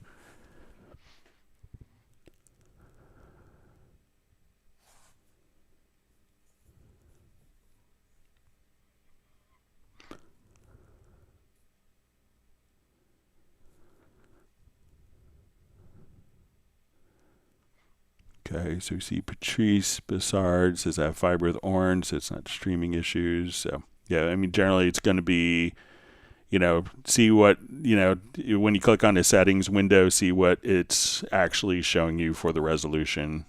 and you could often raise it, but it's what YouTube is sensing. All right. Okay, so we see from about the Spectral Layers question, it says, that is my question. I used the audio menu to open in Spectral Layers. All right, so let's give it a try again. Come back over here.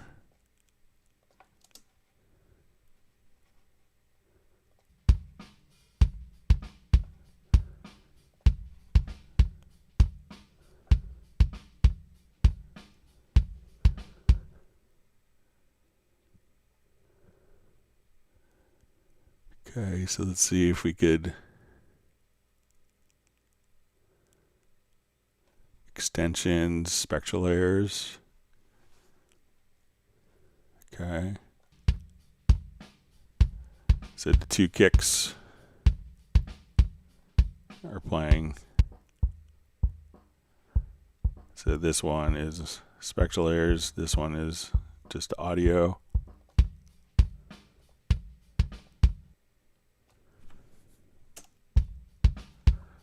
So both seem to be playing in sync. So let me know if that's how you did it again. All right, great to see Tim K joining from Zeist in the Netherlands. Cat Buddy is waving a paw hello to my cat Steven and other pets that are nearby. Great to see you on. Thanks for joining us today.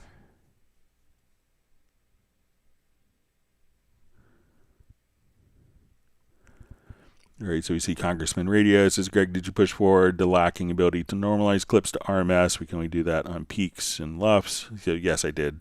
So.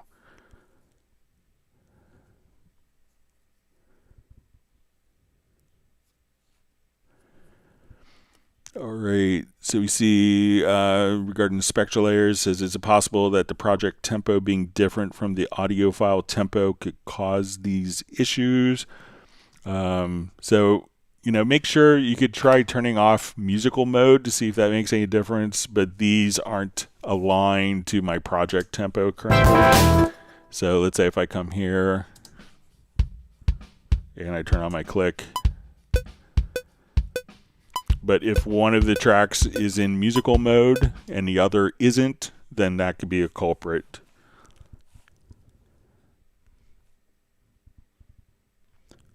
All right. Wonderful to see Sable Winters joining from Bay Area, California. Thanks for joining today, being part of the community. It's always better when you're here.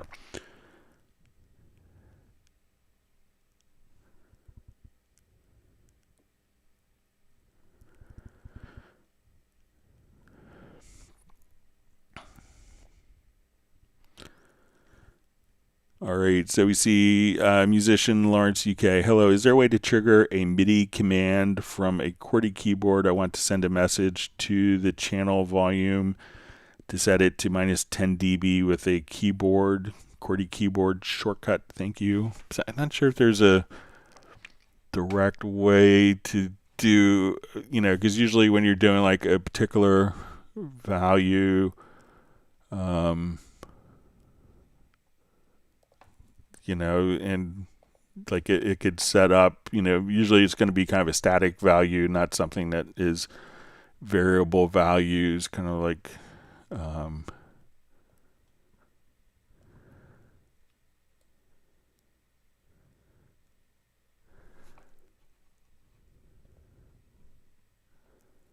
just check. So I don't think that there's a way of setting the fader to minus 10 dB.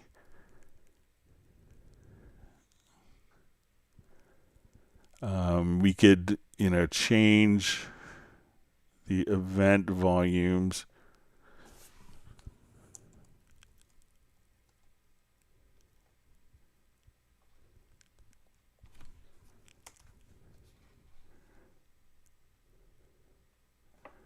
I don't think we could do it in the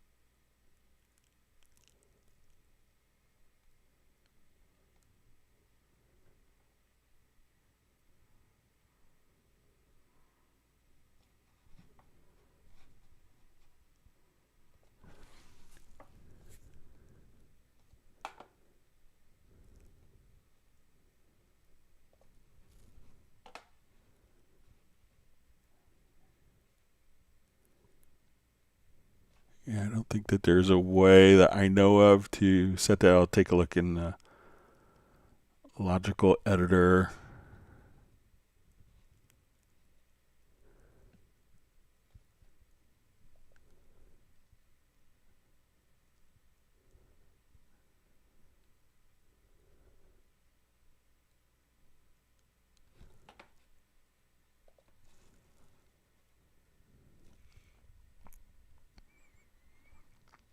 All right, let me just...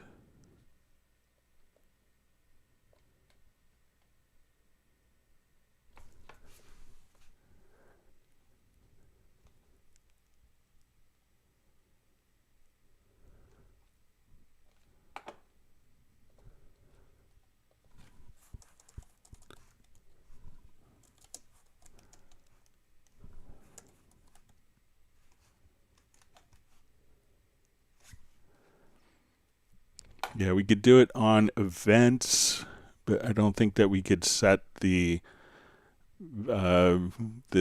fader position based on that. But let me just try the project logical editor, which I don't think we could do, but we'll take a look at it.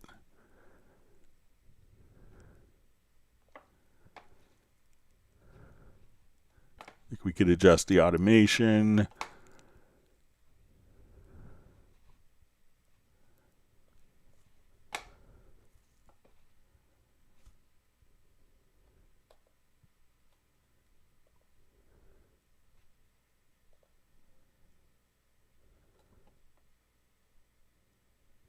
Just trying a new project here real quick.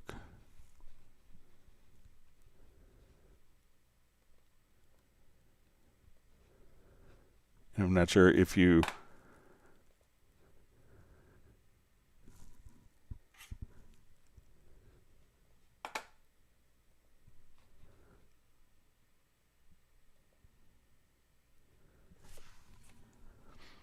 All right, so let me just see if we can add an audio track.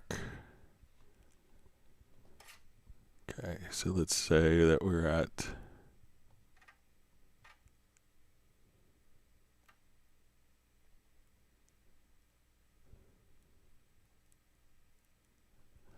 -6.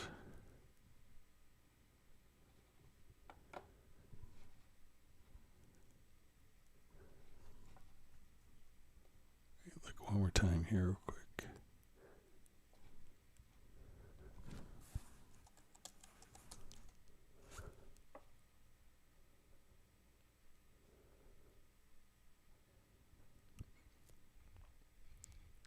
Yeah, we could do it on the events themselves.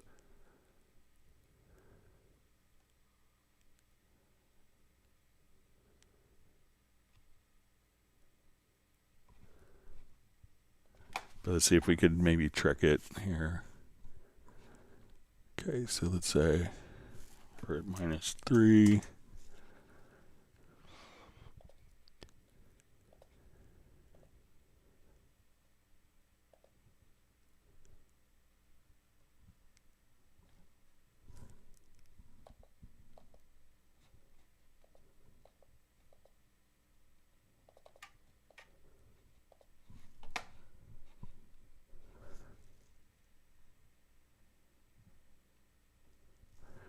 Yeah, so we could do it on the like the event gain volume, but not on the fader that I know of. I'll play around with it and see if I can come up with any other answers maybe for Friday's live stream.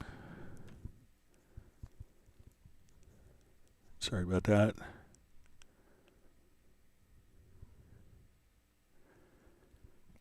And if it's going to be, we could probably do it to a MIDI track to set like the MIDI volume to specific, to, you know, specific value, but not on the channel volume that I'm aware of. But I'll play around with it some more between now and Friday. All right, wonderful to see Millard Brownback. Says, sorry, been absent for a while. Big disruptions on my home, buying a new one and moving. It's never fun. Hope you're settling in.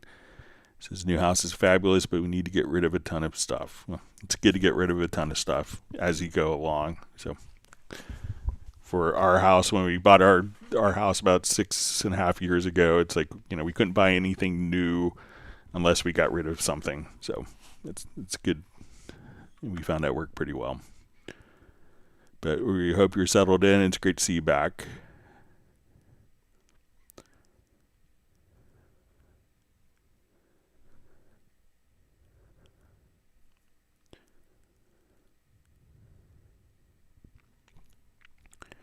All right, so we see Roland Stuff checking in. He's going to dash out for a little while and return. So thanks for popping in and saying hi.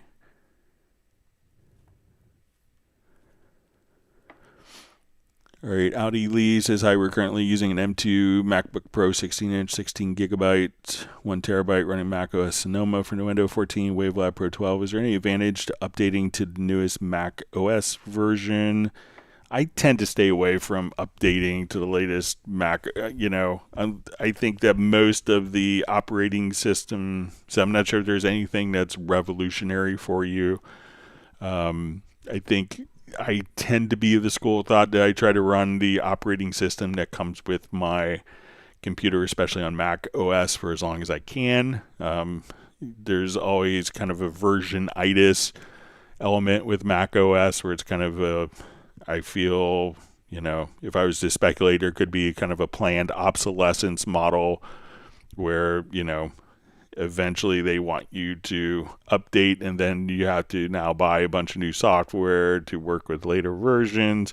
So I would probably, if you're happy, if Windows 14 is running great on your system, it's probably not worth the hassle of getting new emojis for potential incompatibilities, because usually with DAWs, like programs like Cubase may be fine, but you may have hundreds of plugins or 10 peripherals and maybe one MIDI controller doesn't work with the new OS yet. There's all sorts of hassles that could be that could come with that. All right, wonderful to see John Barry checking in from the English Riviera. All right, so we see Klaus is downloading the Iconica Opus now. It's a great deal. Check it out. All right, so I think Alexander is asking, I really like the stock Cubase plugins. What's your top 10 Cubase plugins which you're using every day?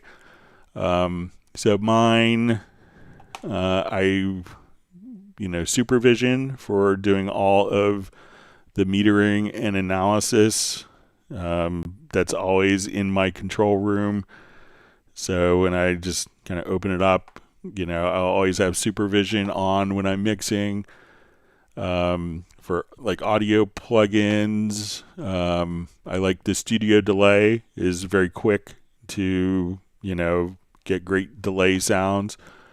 Everything I kind of need. Reverbs, I tend to favor Reverence. The default LA Studio is a great convolution, but if you're looking for different concert halls, those are really quite nice.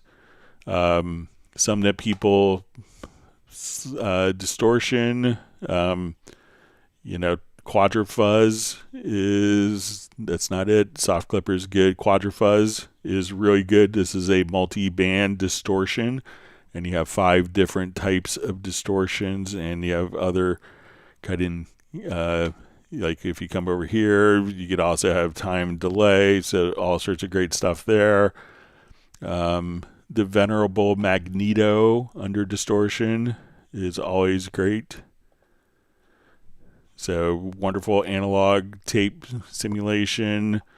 For vocals, everything that you really need for a vocal is going to be in the vocal chain. So you have different 18 different processes all within one particular plugin. So even if you wanted to run reverb, delay, stereo imaging, that's all great. For modulation, you could do entire projects using the FX modulator. That's a really, so if you want to do kind of like LFO type effects where you want these to constantly be changing, there's a lot of great stuff there. Another, if you want like to get like the most tweaky delay in the world is going to be the multi-tap delay. So this is a beast of a plugin. So if you just wanted to, come over here and have your multi-tap delay where each tap could have its own plugins independently, that's pretty spectacular. For dynamics, Squasher, don't rest on Squasher. So this is kind of an up-down compressor multi-band. Let's see. The auto filter works great in the filter section.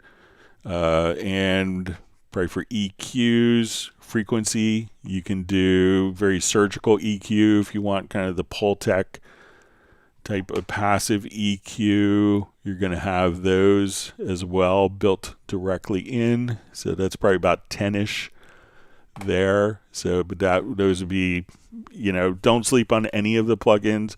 None of the plugins are kind of, we'll call it like an afterthought, or, oh, we need a soft clipper, so we'll put one in. Steinberg's been making plugins for, 31 years. So we've been doing it a lot longer than other people. So, and of course we invented VSTs and VST plugins in the standard in of itself.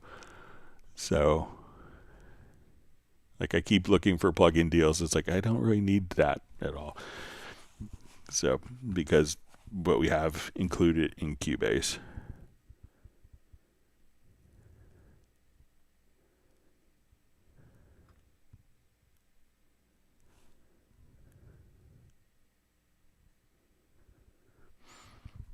All right, so we see from somewhere it says, darn third-party plugins. Sometimes they just make Cubase malfunction. I hate it. Echo J plugin makes Cubase freeze on exit, close. Echo J's and AI feedback plugin. I just want to test perhaps. So.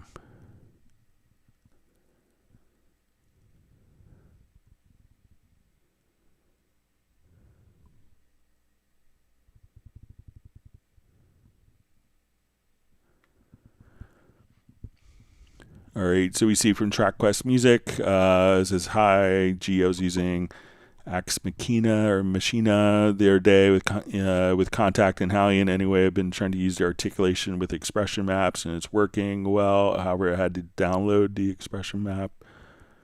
All right, so let's take a look.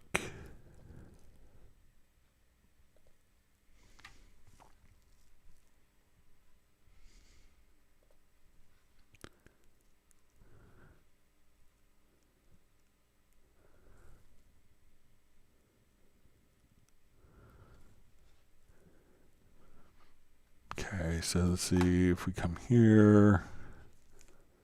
We'll create just.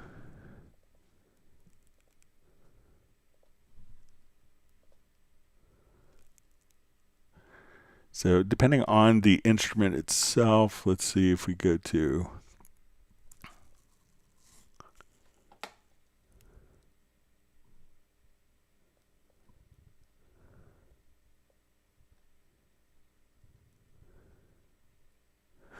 So I think like as we play, let's see if this is.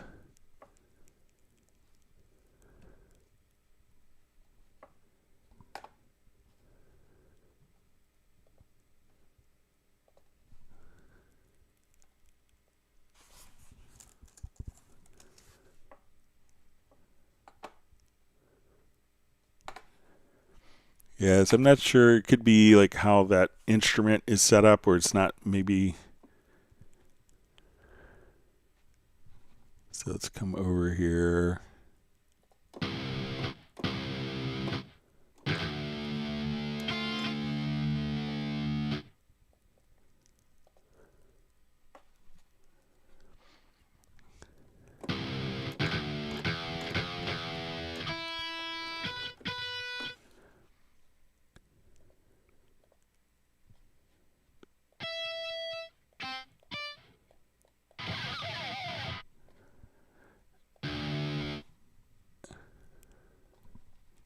So sometimes it may not, I would have to kind of dig in a little deeper and see if it's actually just triggering different samples that are colorized. But let me just come over here and let's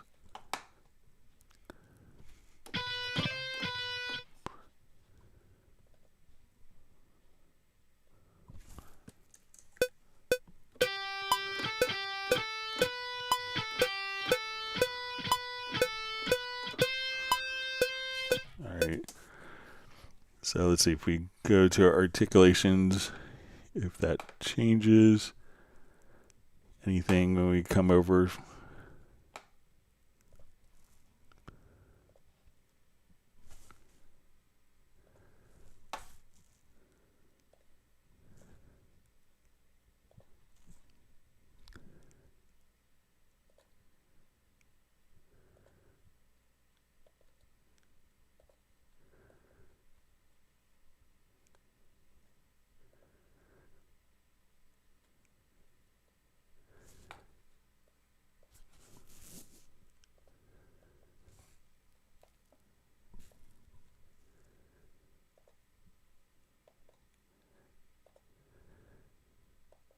So let's see if it switches any of the sounds.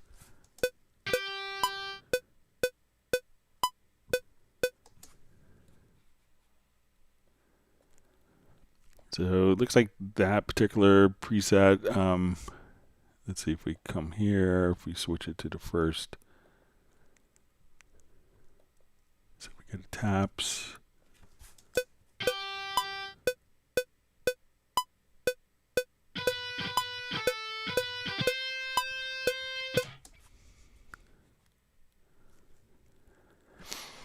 Yeah, I'll see if I could do some more kind of research on that. But let me know if there's a particular preset that you were using with that.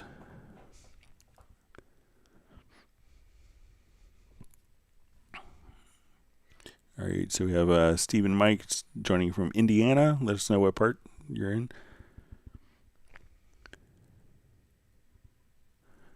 We have our support office is based in Carmel, outside of Indianapolis.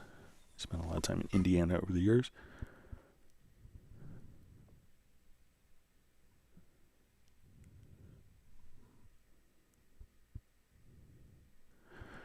All right, so we see SSL 360, put a VST link plugin, and any channel that works to link and bridge inside this link plugin. You scan the VST3 folder and choose the VST3 plugin you want to use.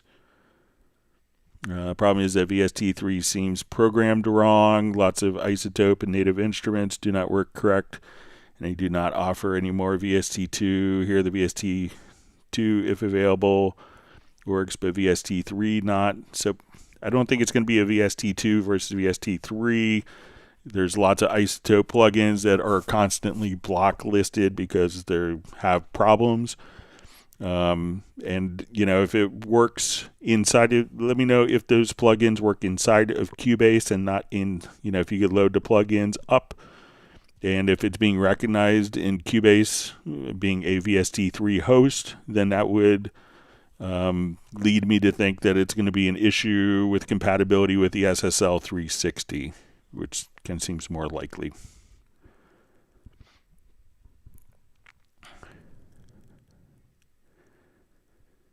All right, so we see, good to see Rick from Batman Studio back. He went on his trip to Orlando, Universal, Disney, etc. with the kids for 10 days and missed the live stream very much. So yeah, I missed Fridays because I do a training for a school system on Dorico, but it's good to see you back. I saw some of your pictures on Facebook, Rick. Looks like you're having a good time. I think you're in maybe Knoxville for a wedding as well. So.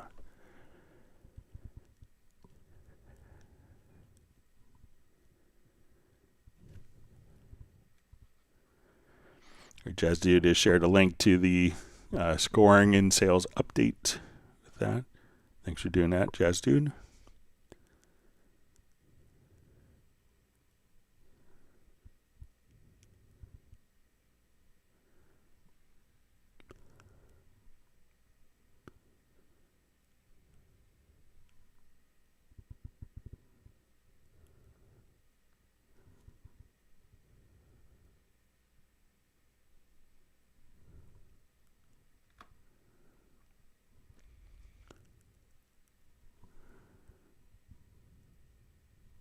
Okay, so my chat field jumped.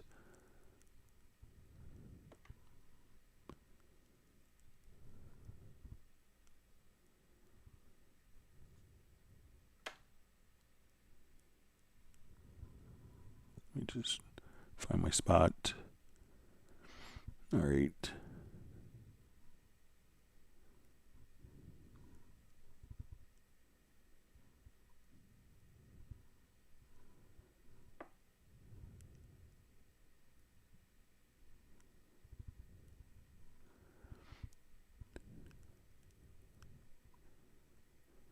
Okay, so we see from Steve Green 57, Greg, I imported tracks from an old tape machine, added a MIDI piano, and the pitch of the MIDI is slightly high. I tried pitch bend in the controller zone, but Cubase doesn't implement any type of pitch bends.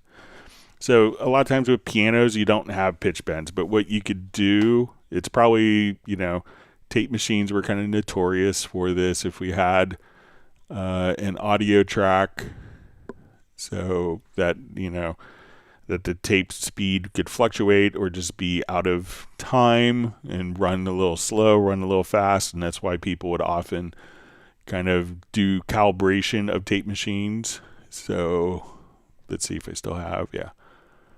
So what I would do, in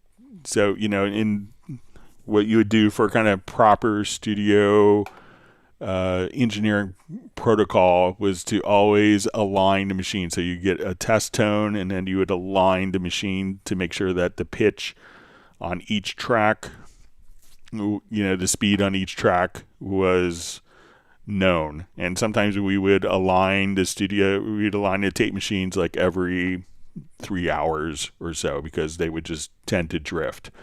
So your MIDI is probably in tune, and if it's a piano, it may not do pitch bend because, some pianos don't respond to pitch bend messages because a real piano doesn't have a pitch bend wheel on it. But what I would do is just like, let's say we take the track here, and if you go to your fine tune,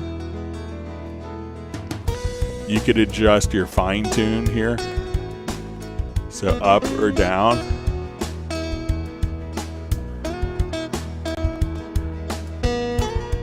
So if I go from like minus 48 to 0, we listen to the pitch.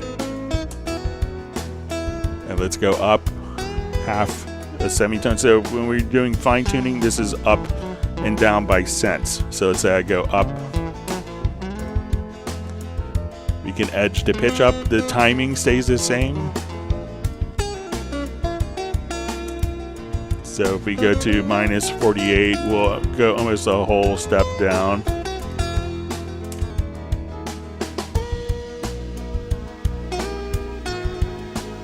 So we go back to the original pitch. So instead of pitch bending your MIDI piano, adjust the pitch on the actual audio file. Now, if you need it to go beyond like a semitone, so usually, it's called wow and flutter on your tape machine, but you could also just come here and transpose.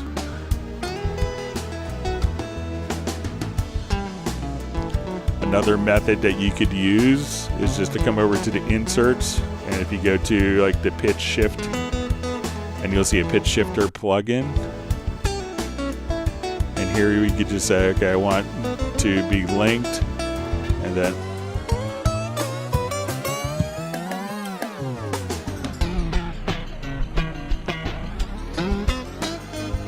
and you could also just take your MIDI track and process the audio and say, okay, this is going to be, so you could do this on either the MIDI or the backing track. So I want it to be minus like 5 cents down. So let's say minus 0.005.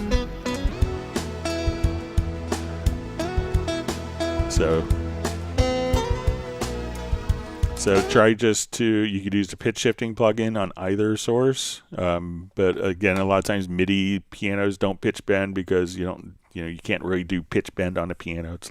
Some instruments will allow you to do that. Some will just kind of block it out of, consideration for the instrument. But, try to just select track and go to fine tune and adjust the pitch so it will lock into the pitch of your MIDI.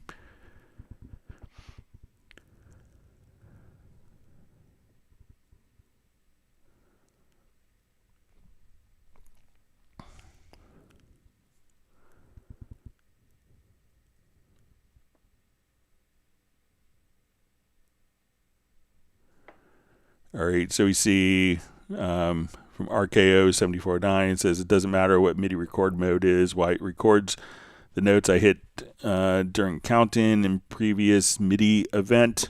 Because a lot of times people will do a pickup note. That's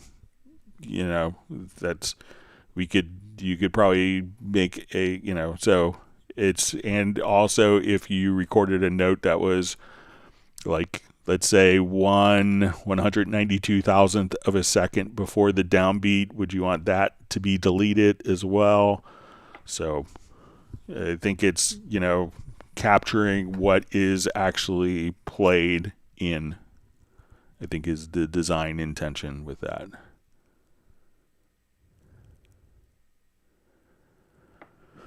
All right, see from John Barry VU says Iconica Opus update if upgrading from ensembles is cheaper using the crossgrade option if you own Nuendo, Cubase, 13, 14, 15 Artist Elements Pro, then you update from ensembles and you save $20.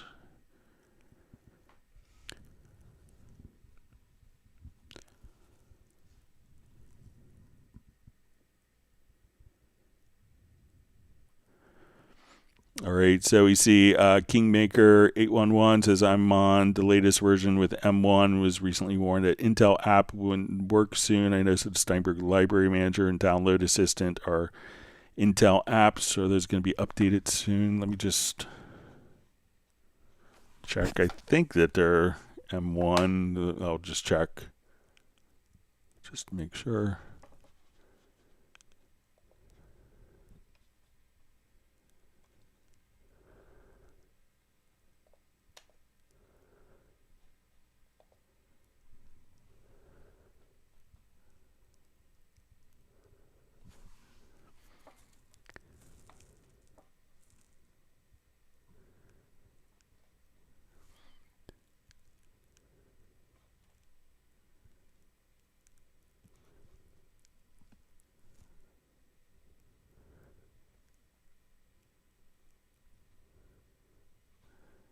All right, see, it's an Intel application. Let me just...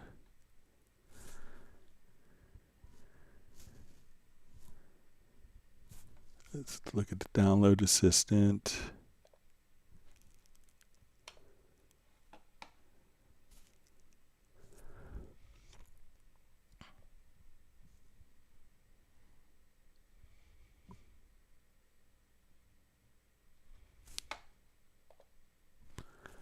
Let me just see.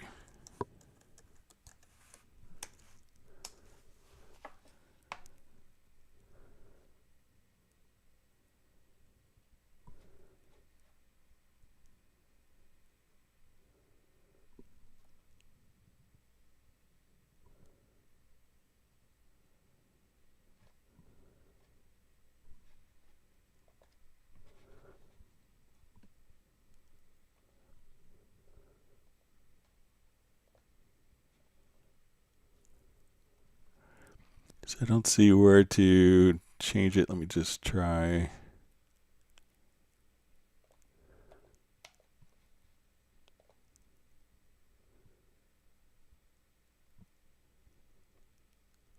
Yeah, I'll make sure to mention that to the Steinberg team and see if, I'm sure that they'll be updated beforehand. I may not have the latest versions as well, but thanks for bringing that to my attention.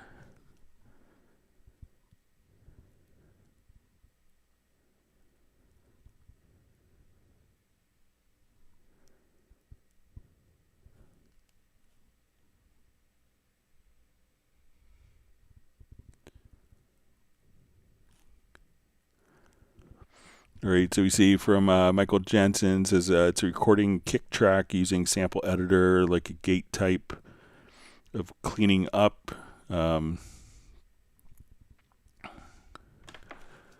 So this might have been with our question about kind of cleaning stuff up. So if you want it to be, you know, let's just jump back over here. You know, you could, I'm not sure if it, like having them all the same length would be helpful depending on so when we come over here, we have these all kind of as separate events. I'll revert this. So when we did this, but if you have like, let's say a typical like, you know, quarter note kick on beat 1 and 2 eighth note kicks on beat 3, having them all the same length. But let's say if I come over here, let's remove this extension on this track.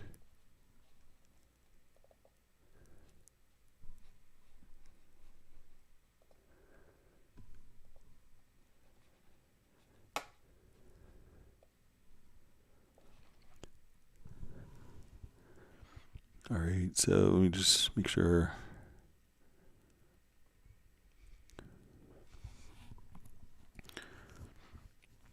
All right, it says using sampler like a gate type of thing for cleaning up. So if you wanted to also kind of clean up, you know, one of the things you could do is we'll just come over here. Let's say, let's duplicate diversion.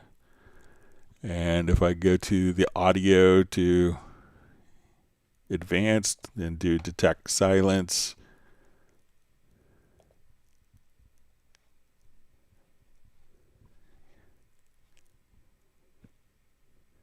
So let's come over here.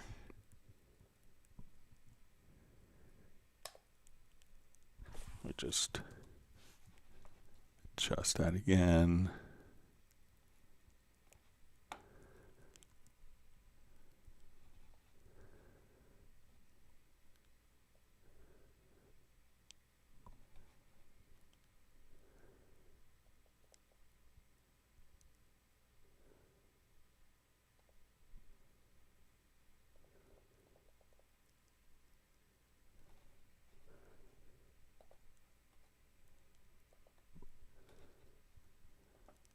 But you know, you could do like a detect silence if you wanted to, and then you could, you know, just have those kicks if you wanted to clean it up, so that now as we come over here, and you could adjust kind of the release on a detect silence. So let me know if that would be helpful for you if you want to just kind of clean that up. So it may not all be the same uniform length, but you could adjust it based on the threshold.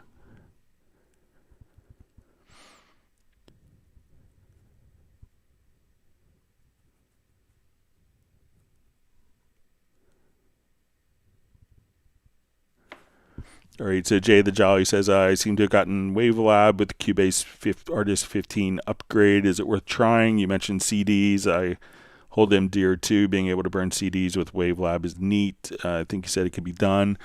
So the version that you have is a WaveLab Go, probably, that comes with Cubase. And I'm not sure if that does CD burning or is more kind of a traditional audio editor. Let me just look.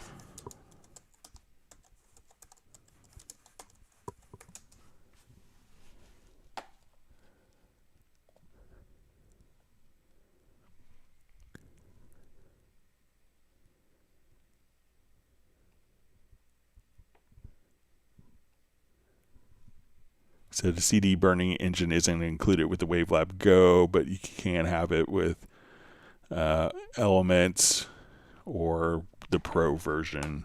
So, but it's always great to be able to work with WaveLab Go's a wonderful wave editor as well.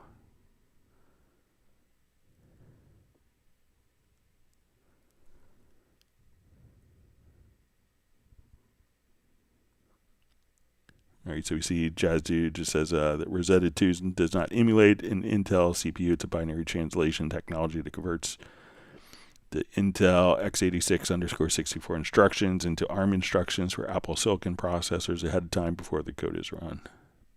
Thanks for checking that out. I'll make sure that Steinberg is aware of it, see if it's going to be an issue.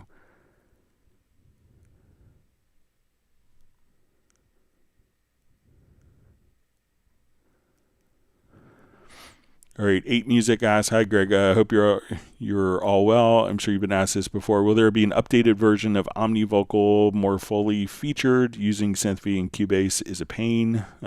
So I haven't heard of any timelines for it, but I'm sure that Yamaha is actively working on it. I know I had some meetings with them at NAMM, and they're kind of, sharing, potential future plans, but I haven't been in contact with anyone since the NAMM show in January to see what the status is of that. There were some updates, that came in 15.02 release as well. So, all right. So we see Briley Music saying hi to everyone.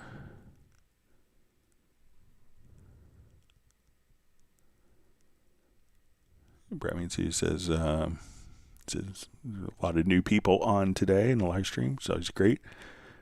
Roller Costa 1937 says he's from Liverpool. Thanks for letting us know. We also have David M, who's also from near Liverpool.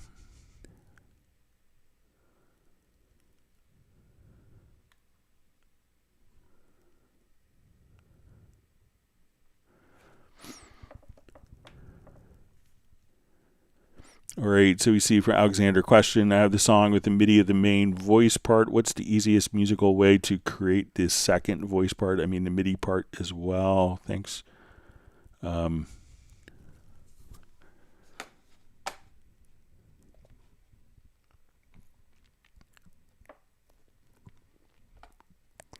right, so let's see if we have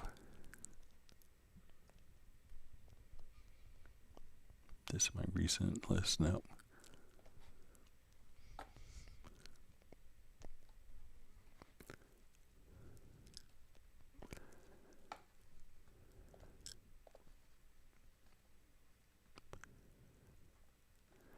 All right, so let's take a quick look.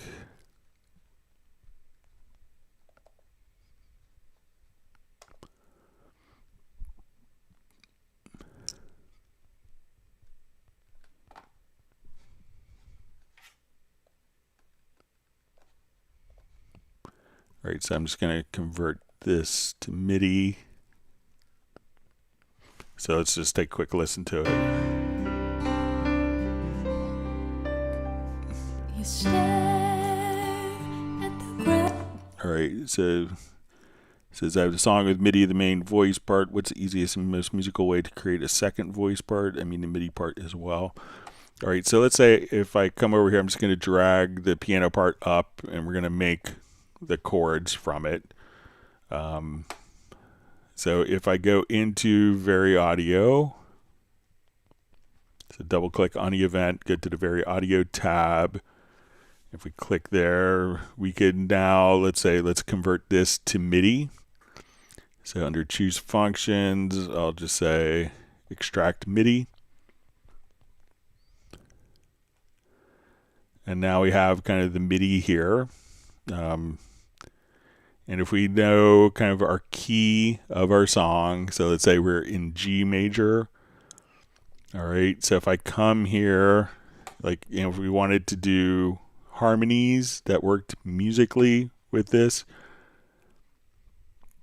I could say, let's select all of the notes here. So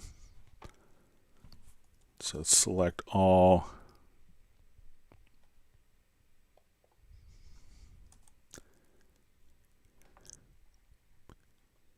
And let's see if we could just.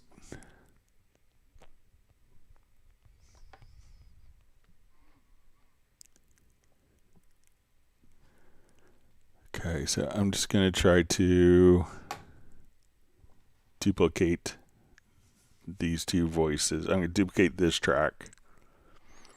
Might have to duplicate it here. So let's say right click, duplicate. So this one, let's say I just wanted to make this all up thirds. I go to MIDI to transpose setup. And I go to my scale correction and say, okay, I want it to be in a key of G major. And I want it to go up, let's say 4 semitones.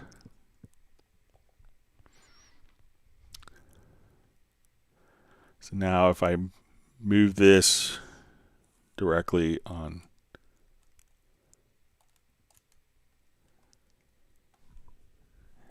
And then we merge. We can now have, so we could have kind of the MIDI harmonies done with the scale correction. If we wanted to do this for the voice, what I could do is come right over here and select the event. Let's go to the audio menu to generate harmony voices. And I'll say, let's just generate one harmony voice. And now we could just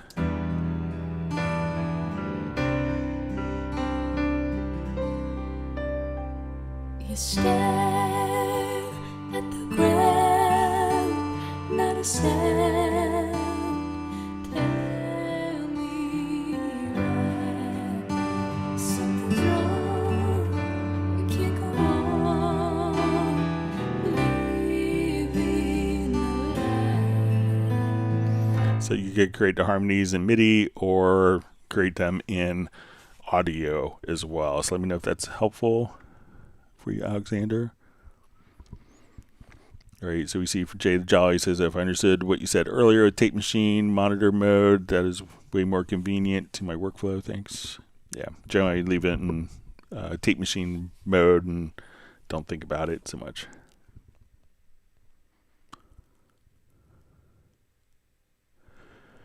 All right, Gerald Ely says, question about the punch in, punch out points on the transport. Can you do a keystroke to activate and deactivate them? So I, on your computer keyboard, would do the punch in and punch out. So same key command to toggle on and off, and O directly next to it is punch out on and off. So you hit I and O by default.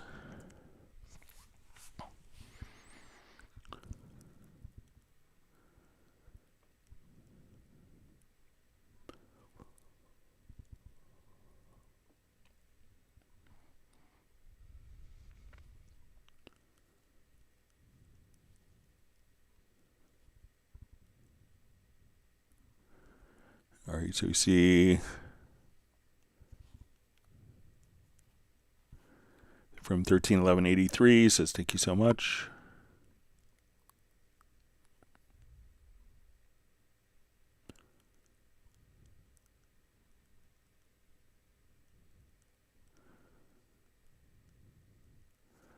All right, so we see Solid Soldering 5300 says Cubase 5, 2 thumbs up, says unfortunately it's not 64-bit. So Cubase 5 was available in 64-bit. 64-bit came in Cubase 4, if my memory serves correct. So about 2005-ish is when we went 64-bit.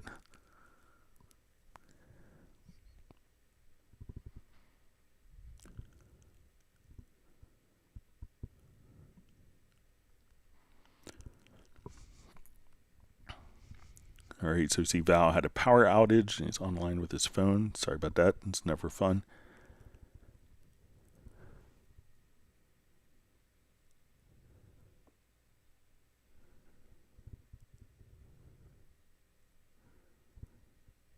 All right, Sabertooth Bicycle says, when I got Cubase 13 Pro, there's a whole lot of plugin offers from third-party plugins. It was nice to be able to see what's out there, but I didn't end up buying them. Cubase plugins rock.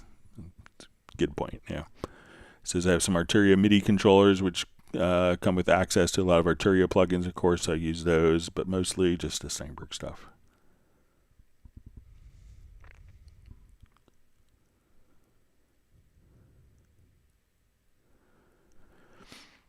Right, so we see from Ruth Green 9271, Greg Pitchbend query. I have individual tracks from Tape Machine. Can I fine tune all at the same time? So yeah, so just like we showed the fine tuning on an individual track, we could come over. So let's do it on.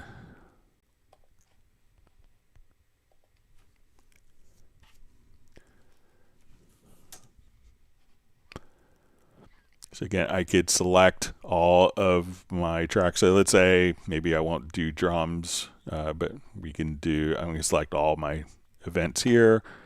And then let's say as we're playing, I could adjust the fine tune across multiple all at the same time.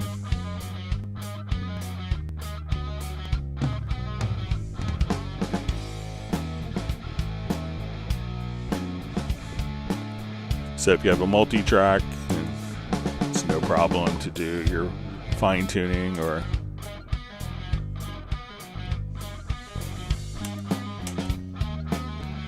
if you wanted to just come over here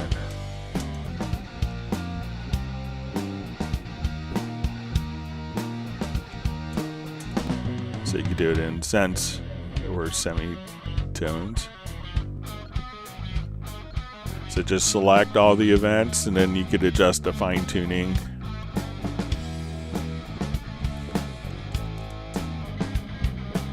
We'll go up to half a semitone, 50 cents. So no problem with that.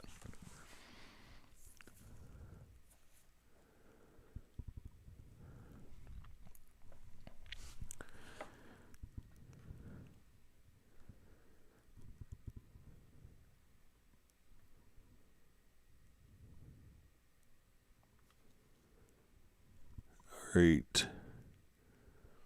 All right, you see Jody, let's take off. We'll try to be back.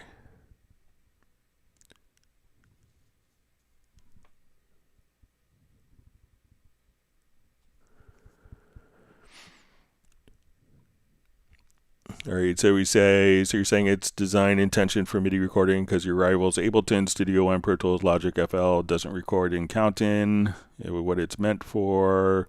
They do retrospective recording as well. So I think that if you're sending it MIDI, I mean, you could argue either way.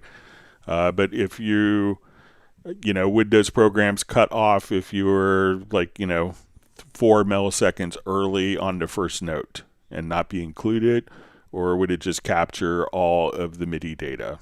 So I think a lot of people would want all of the MIDI data that they played to be captured because it's so easy to edit if you made a mistake and you just accidentally recorded unnecessary MIDI notes.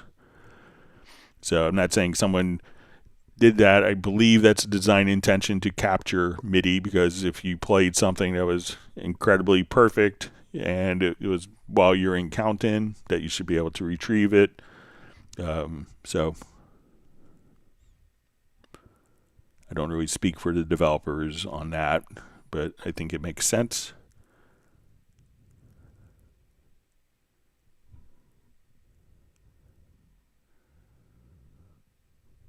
There you see Michael Graybill from Dallas waiting out a storm to get back to work. All right, great to see Beverly Beatty joining from Vancouver. Great to see you on. Yeah, we were missing Michael Teams with ice cream.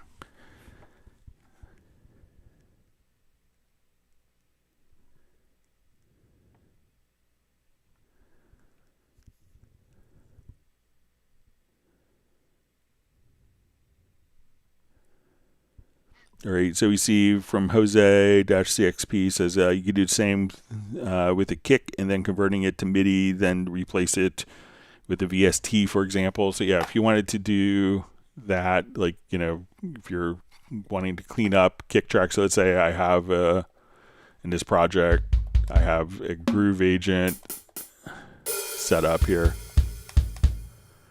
and I wanted to replace the kick that's going on here. If you wanted to do a drum replacement, so let's say I could come to my kick drum. Let's go to hit points. And I'm just going to zoom in a little bit, make sure we're not capturing tracks that are bleeding through. We could open up our create tab and say, let's create MIDI notes. We can put these to C1. We'll put it onto the first selected track. And now we have our MIDI replacements within 2 measures. So I'm going to mute all the kicks.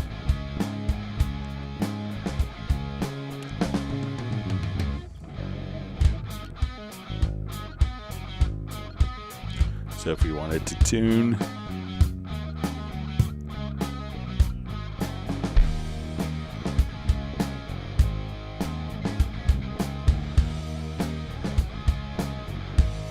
blend it in with the audio recordings of the kicks. So if you wanted to polish up like drum recordings, you could do that pretty easily as well.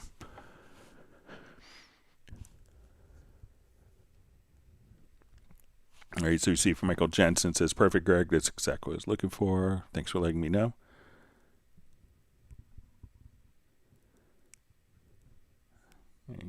All right, to incorporate some cowbell for Beverly.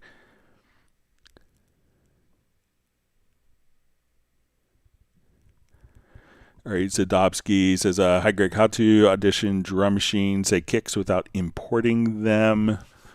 All right, so if you're doing kind of drum machine, you currently do have to. So let's come over here. Let's make it a pattern event. All right, so, to audition it, and I wish it was a little different personally, that, you do just come over and double click to load the sound onto the pad. So you can't really. You could, once you come over here, you could audition, once it's on there, once the sound is loaded up. Let me just see if we get this to wake up.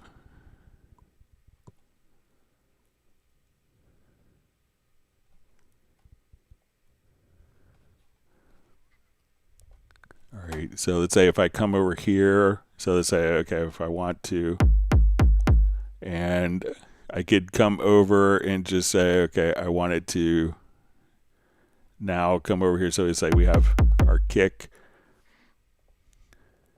And I think if we just click here as well, we could select a different kick and load up that kick directly from this window right there. But there isn't a way to kind of listen to the 4 kicks. You have to kind of load it onto a pad. I know that could be kind of a bummer for kind of workflow purposes.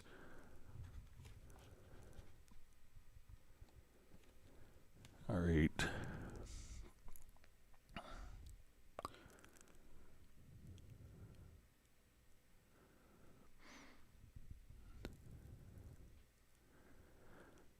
All right, so we see Jay the Jolly says, my usual workflow of mastering Cubase by lining up my track waves, mastering and exporting separately.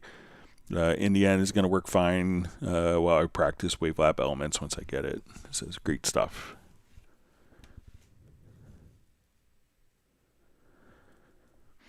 All right, so we see from RKO 7409, it says, all right, Greg, thanks for your explanation, but still my humble request to pass this. It's a feature request, maybe. I'll definitely pass it along. So, but, you get to think at what point, if, because sometimes people will complain, it's like, why doesn't it catch my first note if their first note was early all the time? So,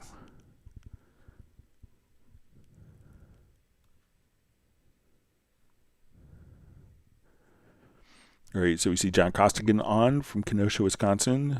Says, in working with tracks imported from a project in Iconica Sketch, I'm stymied by inability to see the full chromatic list on the left-hand side of the MIDI editor. Ideas. Okay, so it could be that maybe your MIDI editor, so let's say if we're here and try going to the scale assistant and make sure, because one of the things that you could do, or it's not, all right, so let's say we're in a full MIDI editor here. I'll just show it to you. So if you're probably in the full MIDI editor view, all right, there's this little icon over here. Let me just find it.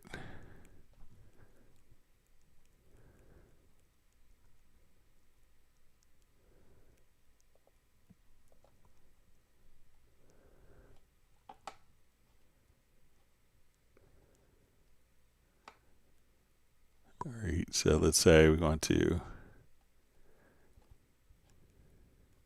All right, so click on. Where's it at? Let me just. All right, so we see everything chromatically here, but it's going to be.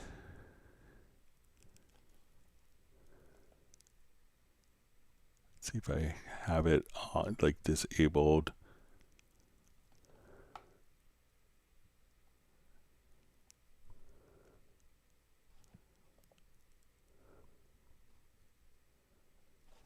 All right, let me see if I tuck it down into.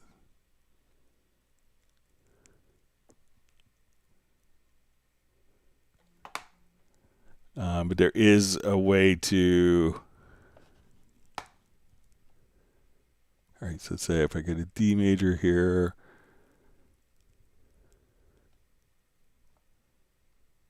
But there's a way to kind of just show only the notes within this scale.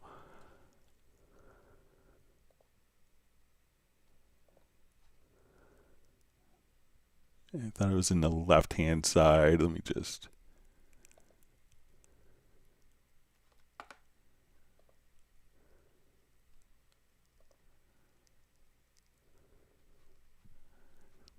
All right, let me see if I just have it turned off.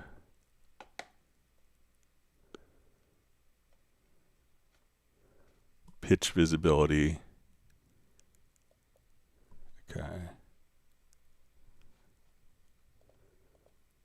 Okay, so, all right, so you see this little icon here, John. Try selecting this icon, and then you could say, show pitches only with events, or we want to show pitches from the scale assistant. So right here, this little icon, try just clicking on that icon right there.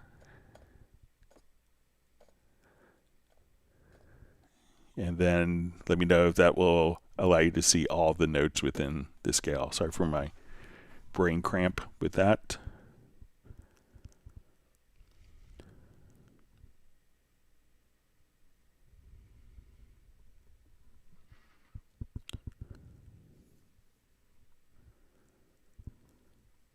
All right. Let's see, RKO just says, I understand it's tricky and next to impossible to keep everyone happy. It reminds me of my family. So, all right, Jay the Jolly says, the first note issue is a thing I often had back in FL Studio that was fixed in Cubase because I am a few milliseconds too early. It still counts, which is nice in my opinion. So.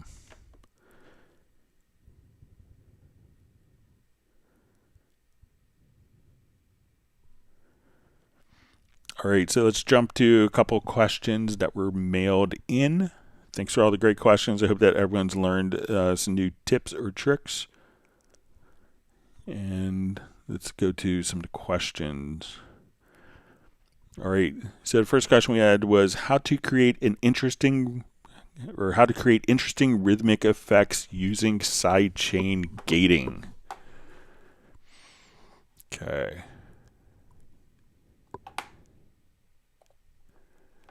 All right, so let's say I have a like a drum loop, something that's kind of like rhythmically interesting. So we'll come over here. So let's say we have kind of like an interesting groove, and I've just added, let's say, a chord track. And this chord track, I want it to play back like the chords onto this Rhodes patch. So I don't even really have any notes. No. Here it's just taking the chords. So on this part, we don't have any particular notes even. But what I want to do is to use the noise gate to carry over the rhythm from this particular drum loop. So to do that, what I want to do is we're going to come over to our track that we have here that we want to apply the gating, and then we could turn on our noise gate. Now sometimes you turn on a noise gate, you may just have kind of like the frequencies cut off at a certain threshold. So when the sound kind of fades out, it'll cut off, and that's what the gate is doing. But we could also enable the sidechaining.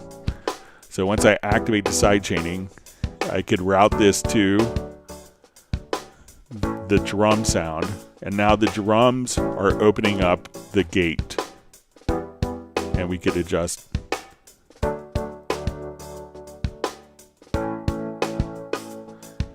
like our threshold, and do we want that to adjust our hold down? Let's adjust our release. And if we wanted the attack to be slow,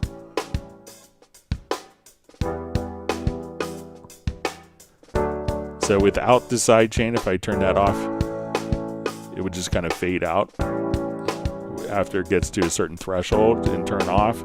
But we could now apply the sidechain gate and take the rhythm from one track and use that to kind of alter the rhythm of other sounds to match.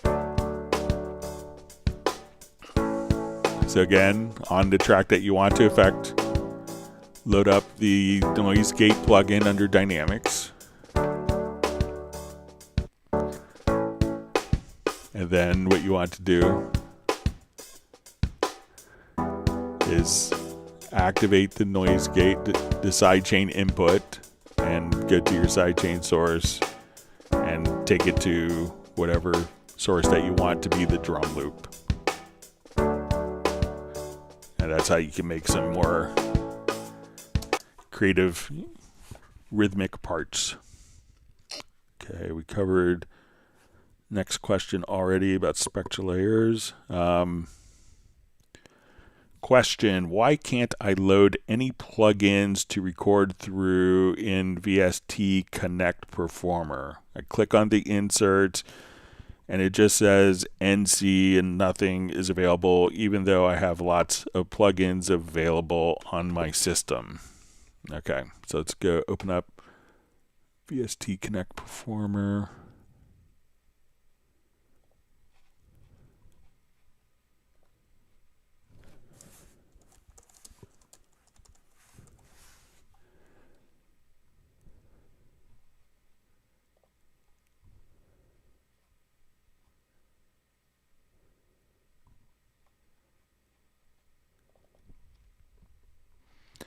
Okay, so this is something that you would tend to do on the Performer software. So let's say someone wanted to record and they had auto-tune or like a pitch correct on their particular system. So what you could do is once you have your VST Connect Auto Performer, go to the Settings window, and then you'll see the Plugin Manager. At this point, you just want to click on Activate VST3 plugins, and it will do a quick scan of your plugins for you. Then the next time that you boot up, you'll be able to see plugins, but you have to, again, come from the default mode here of your VST Connect Performer, go to the Settings, click on the Plugin Manager, and just simply check that, and then it will scan your plugins for you.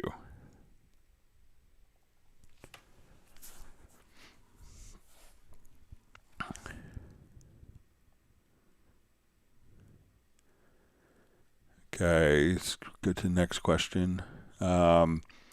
Says, I was using my Arturia Keylab 88 Mark II, and this message got sent, and some of the keys would delete things in the Cubase project, but the controller had strange behaviors, like some of the keys were missing. I couldn't play them, sounds like a communication error. I tried using the USB cables, or different USB cables, USB-C cables, and it doesn't always communicate with Cubase. Not sure if this issue is on the Cubase side or the controller side of the Arturia Windows 11. And I sent the crash dump Steinberg, but what could be causing it? So it sounds like, you know, maybe there's a MIDI remote. So let's say if I was playing, you know, playing my keys here, let's turn off the gates.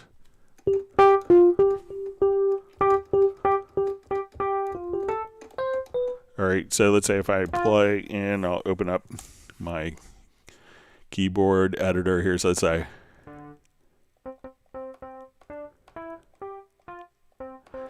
So let's say I'm playing along and like this C isn't sounding.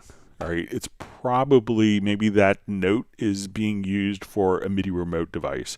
So if a MIDI message is being used for like a generic remote or MIDI remote, then it will kind of, it's basically going to interrupt that MIDI message from going to your keyboard to doing functions. So let's say if I go to my studio setup and I go to like a generic remote, so let's come over here. So let's say generic remote. So I want this to be on my panorama. All right, so I'm going to hit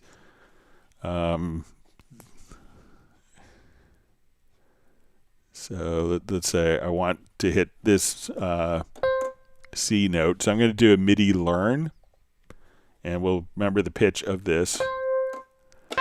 All right, so we're going to say this is coming this particular MIDI note on message, and we could say that this command is going to open up the mixer or something. So let's just come over here. So let's say command, and I'll say edit, and let's just choose delete. Okay, so now this MIDI note message, and this could be in the form of a Mackie control, could also be a MIDI remote, if that key was assigned to do something, like a special purpose. So when I come over here, I could just say, okay, as I play up to scale,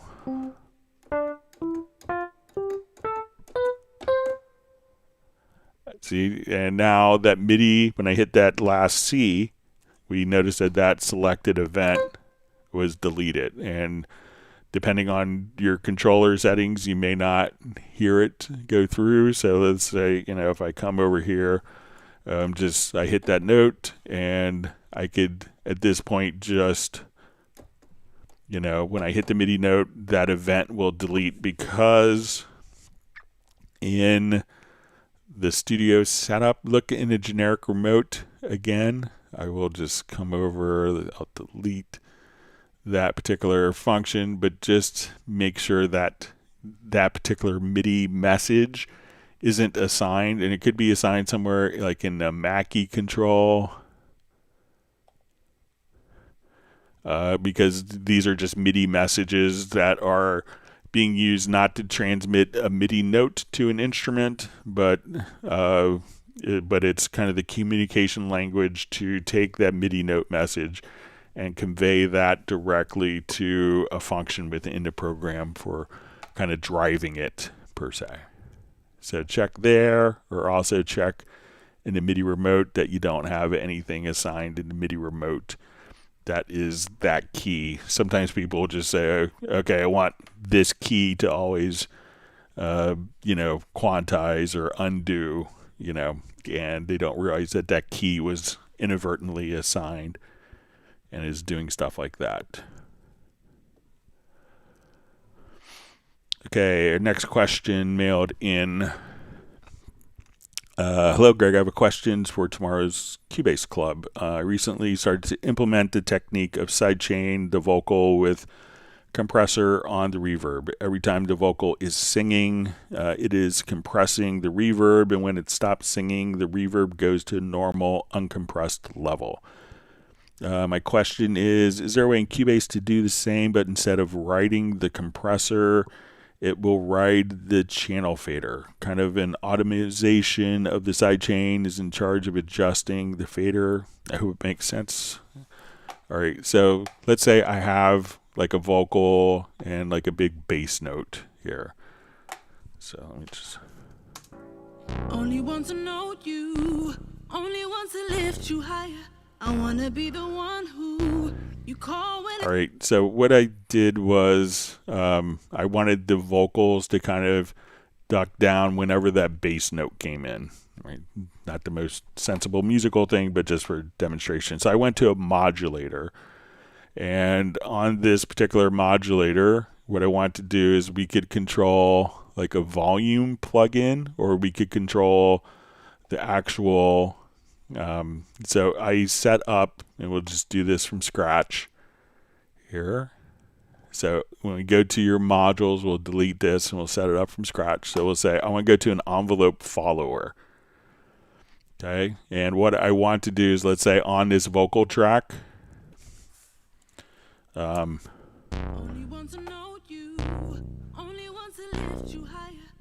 have a volume plug-in. So let's say, so what I want to do is control this. I could also control like the master, like the typical volume. This may be a little cleaner. So I want to control this parameter. And what I want to do is sidechain that, let's say, to our retrolog track where that synth bass is. So we'll come over, let's get to retrolog. Okay. And so now when we do this,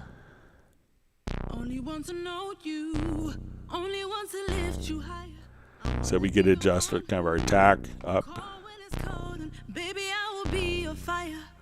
And we could adjust kind of the gain here.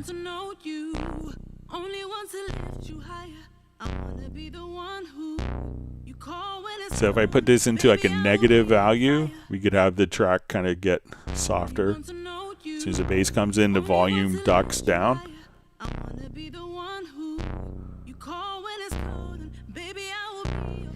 So, and that's not necessarily rhythmically based. So if I wanted to come over here, let's say I just kind of played in some notes randomly here, but let's put in,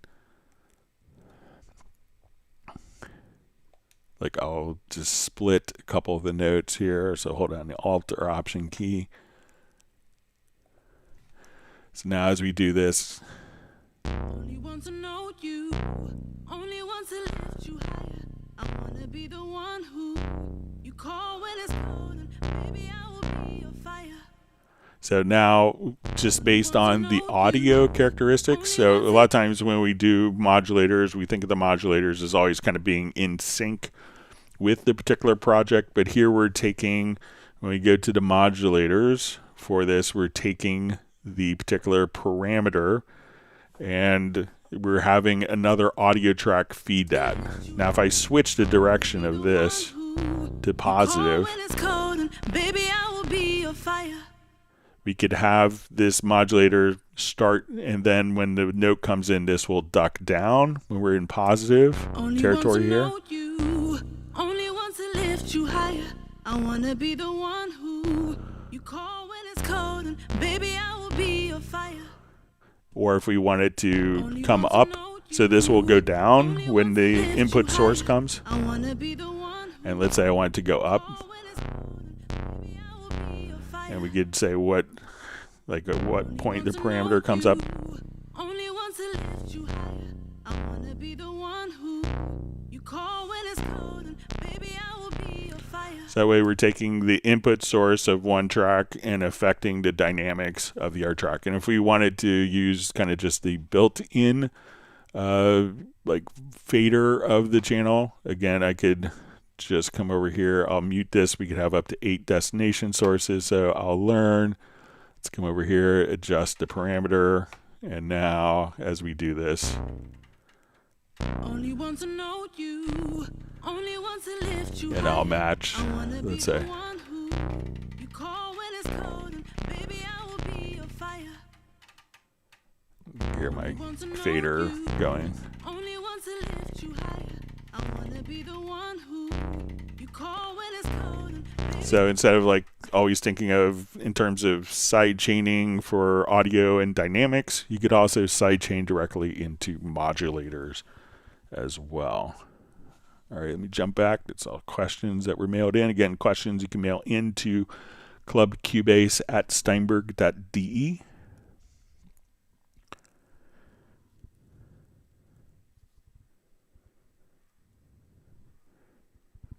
All right.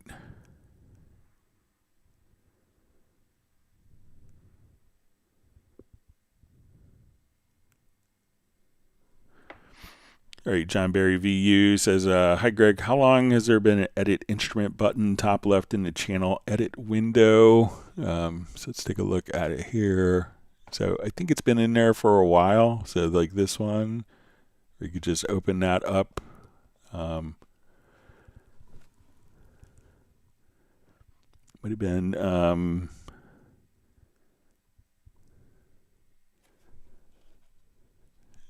so yeah, but I think that's been in there for a while on instrument tracks. So that's the beauty of Cubase, is you can still discover new things every day.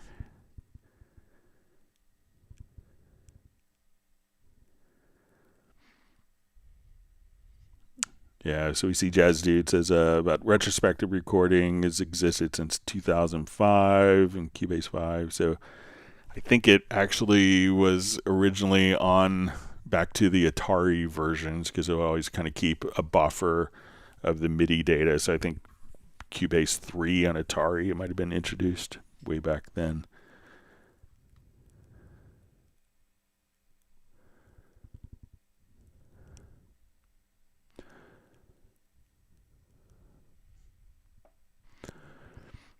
All right. All right. So we see from John Koskin says, thanks, Greg. I didn't check that. I'm sure that's it. I knew there was a note between A sharp and C. It's so overrated. B naturals, not popular. Anyway. Yeah. Sorry, it took me a while to find that. All right. Robert Greenleaf, how do you make loops with the sounds from Groove Agent 6 to load into Ableton Live 12 to launch as clips? And Jazzy says you could just load Groove Agent 6 into Ableton as a VST instrument. So you could do that, or export a standard WAV file. So if we have, we just jump back to project.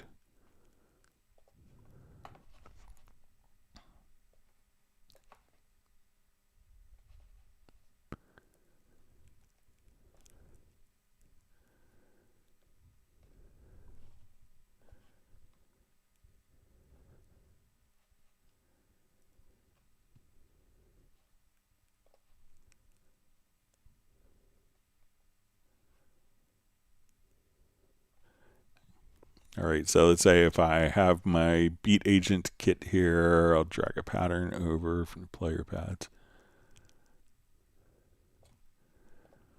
All right, so if I just select that and, render in place.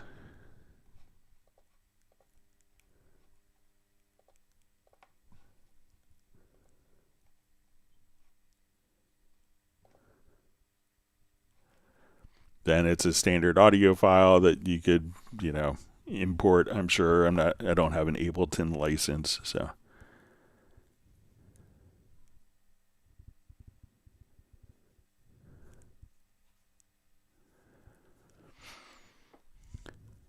All right, so we have Soul Sound Official saying hi to everyone. Thanks for joining us today. All right, so you see Tim Weinheimer says, I got it. My Keylab Mark II worked normal now, but it doesn't always connect with Cubase. Works normally with Arturia Analog Lab software every time, but not with Cubase. Ideas of what to check. So I thought I remember this on the Mark II of the Arturia Keylab, that there was like separate button modes. So one would be like controlling Analog Lab, another one would control maybe a DAW, and one would be just like MIDI CC messages. So make sure that if there's different modes on the Arturia. I'm not sure if it's on to the 3, but there may be like, what functions are these 8 controllers switching back. So I thought that there was buttons to like have presets between, okay, this is optimized for Analog Lab and Arturia Sense, this is for my DAW, this is like just for transmitting MIDI CCs. So make sure that you're in the right mode for that, Tim.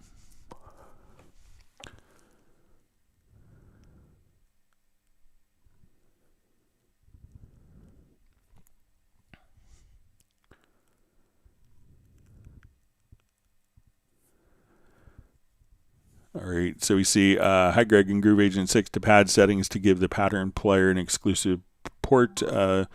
Is this a per kit, or can I set a global default? So I think, I'm not sure if it's global. Let me just try like a brand new. Might be like within the project. It's not all kits need it, but let's give it a try. So let's see if I come here, load up Groove Agent.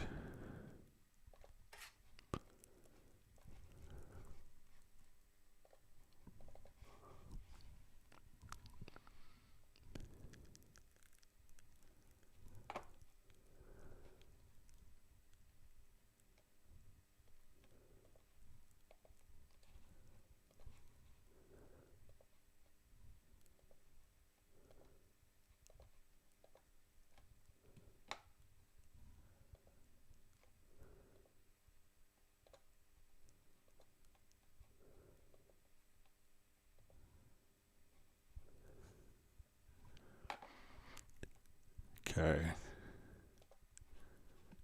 So we'll do new project.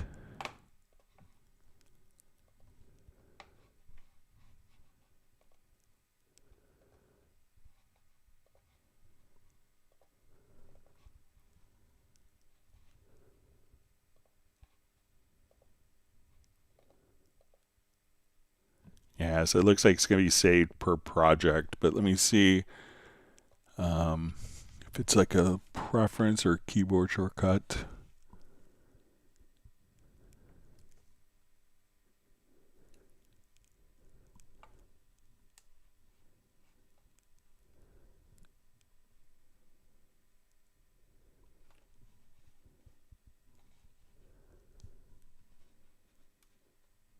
See if there is a.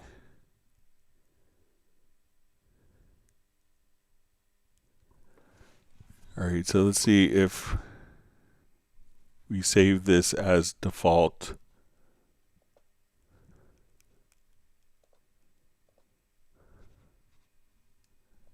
This may not work, but let's see if that makes a difference.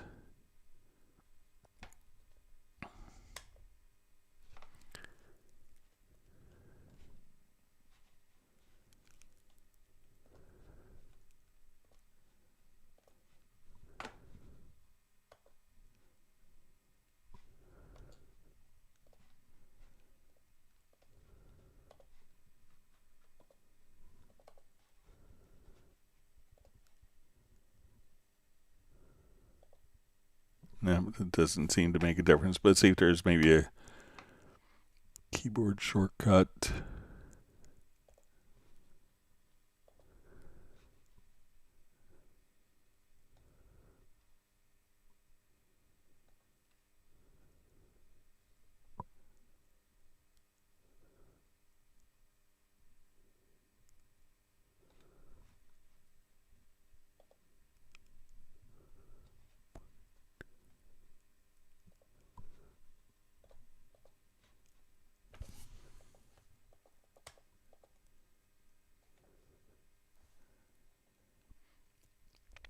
Yeah, it looks like it's going to be.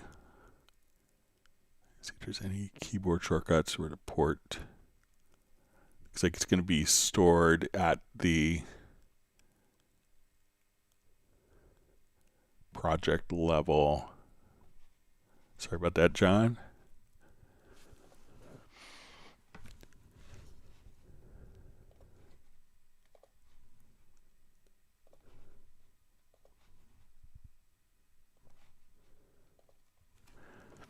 Okay.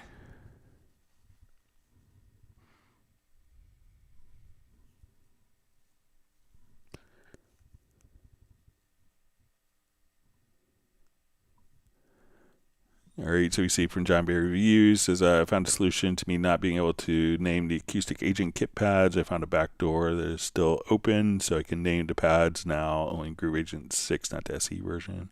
Yeah, feel free to email me, or if you just want to let us know what the backdoor is, that'd be helpful.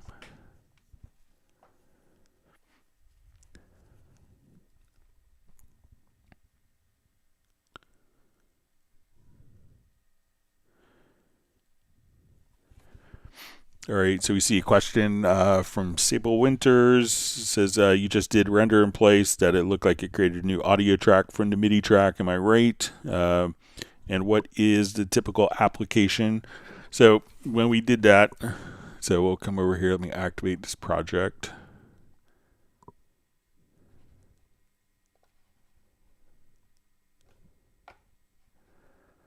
So if this instrument was taking a lot of processing power, so let's say you're running like a really heavy VST instrument that takes a lot of audio performance, and all of a sudden it's like, it's taking a little too much, that you could just simply render that to audio. Or if someone came over with their iLock with an instrument and are going to leave with it, but you still want the audio file on an instrument you don't own, you could just simply render that to audio. So you could use it to kind of free up audio performance, or just to be able to render different things and convert it. I know a lot of composers, who worked with very finicky external MIDI equipment that wouldn't send program changes or wouldn't receive program changes, or would do it maybe 80% of the time. A lot of people of 30 years ago, MIDI, that have like huge racks of instruments, tend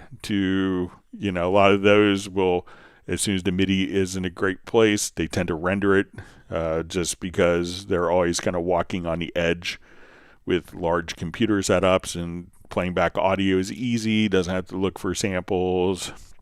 It just looks for one single audio file. So, but that's the purpose, is often just to kind of consolidate things into a single audio file.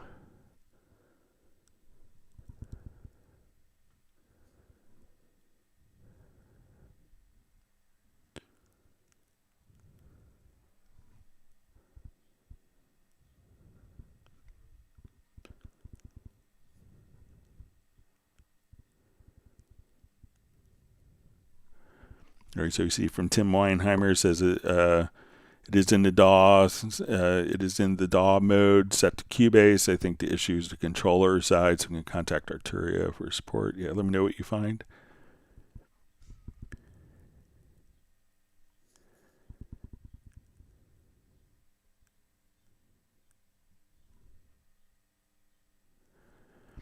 All right, so we see from DJ Eric Fox. Hello, Greg. Please tell me when I detect tempo from an audio song, and it detects like 140 beats per minute, but the tempo is 70 beats per minute. How can I divide it in the tempo track to real 70 beats per minute? All right.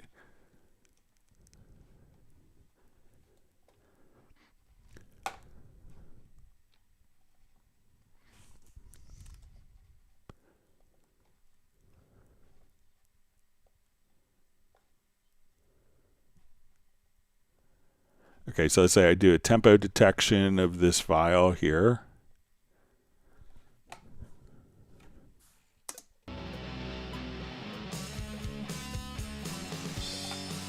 All right, so when I do my tempo detection, I go to my project menu, to tempo track, and we'll see tempo detection. We'll analyze. Now what you could do is just say, you have these options right at this point, and you could just choose divide by 2.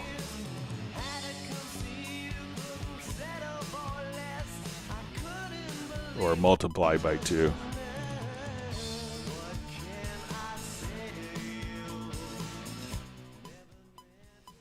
So let's go ahead and... So if I divide by 2,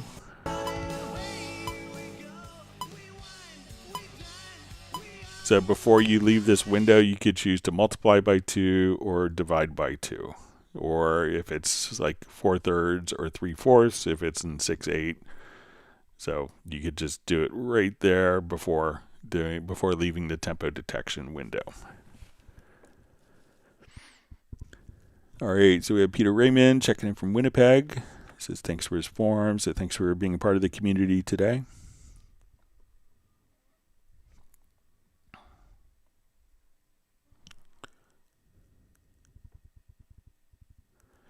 Okay, so we see that John Barry just says, okay, you can rename in standalone mode, a pad on the patterns in full Groove Agent, but not as a plugin. So thanks for letting me know. I know you're looking for that last month.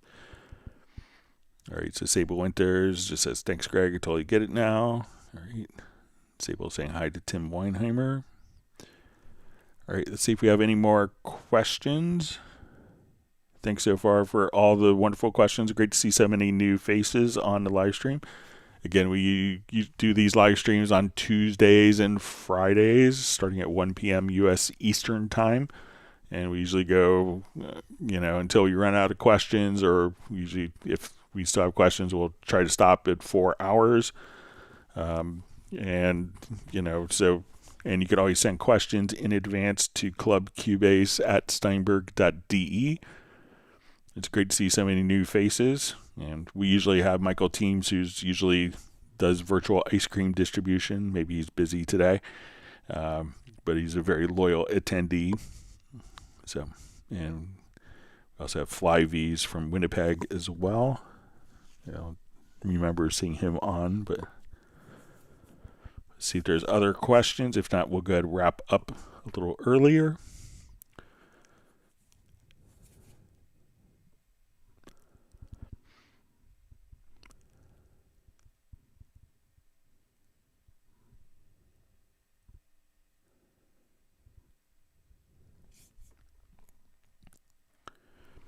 Okay, so Jackie Barr, all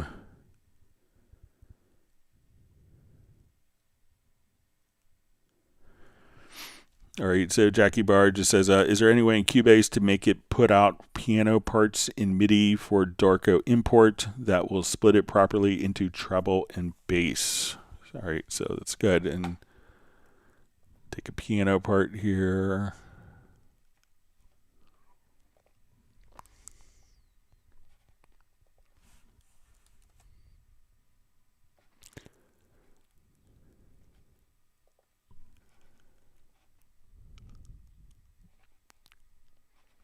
All right, let's get to the instrument settings here.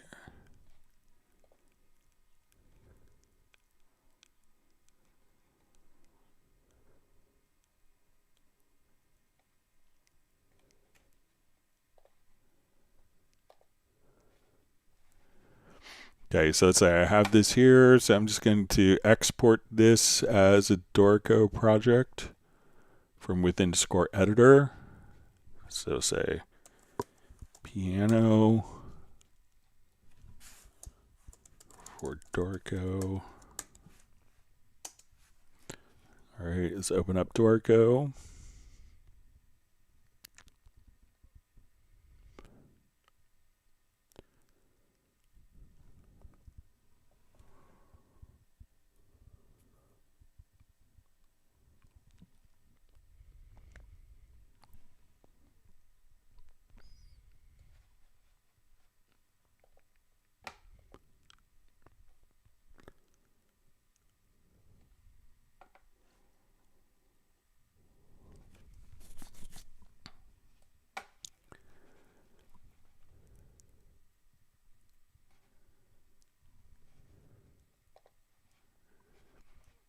Okay, so let's come over here to our desktop.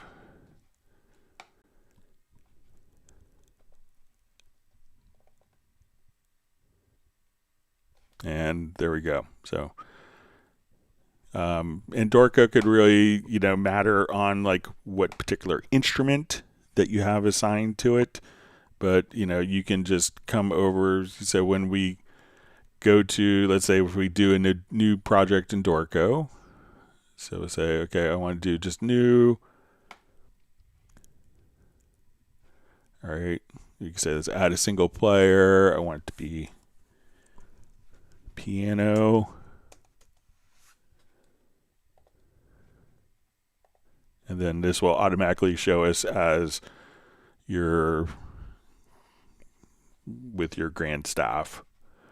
So, and let's say if I add a new instrument here, and let's say I do viola, it'll probably be tenor clef by default. If I add trumpet, There'll be treble clef. Let's add bass.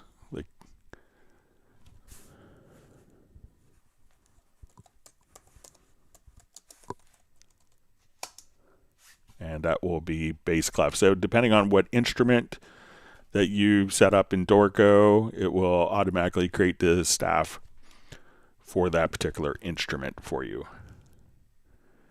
So let me know if that works for you. But again, once you're in Cubase, just export.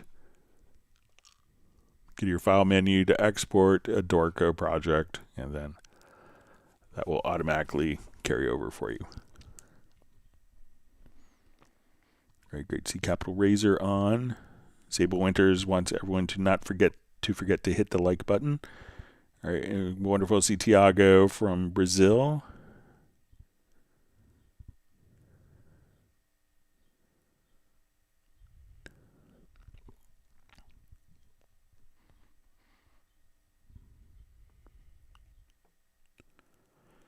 All right, see if there's other questions that come in.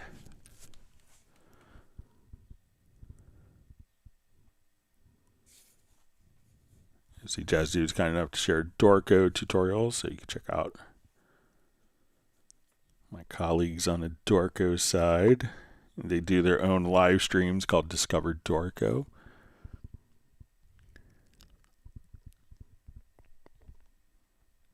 Check out Anthony Hughes and John Barron. They do great stuff. Proud to be on the same team with them.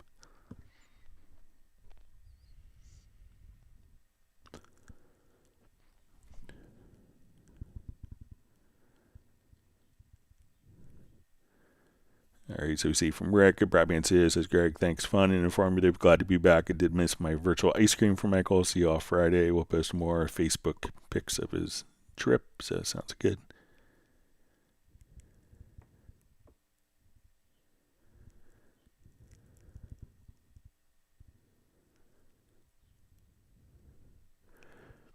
All right, so you see from Tiago, Greg, did you find out exactly what settings settings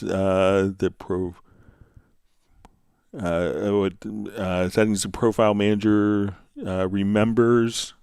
Going from some bad high school Spanish. Let's just take a quick look. We can probably look online. I forgot to check the Project Logical Editor presets.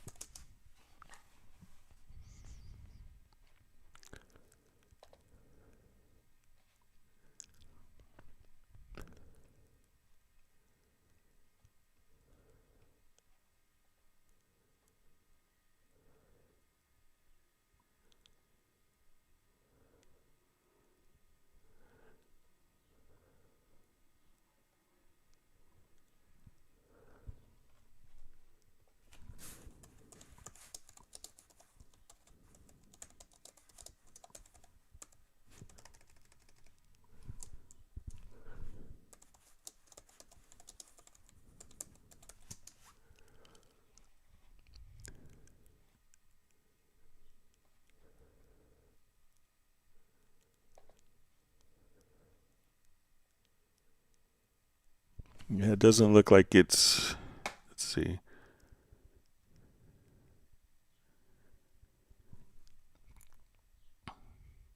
So track configurations, bus presets, plugin collections,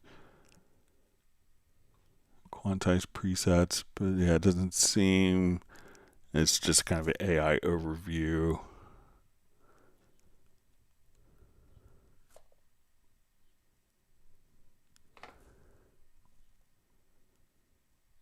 It doesn't seem like it's the Project Logical or Logical Editor presets, but I'll play around with it a little bit.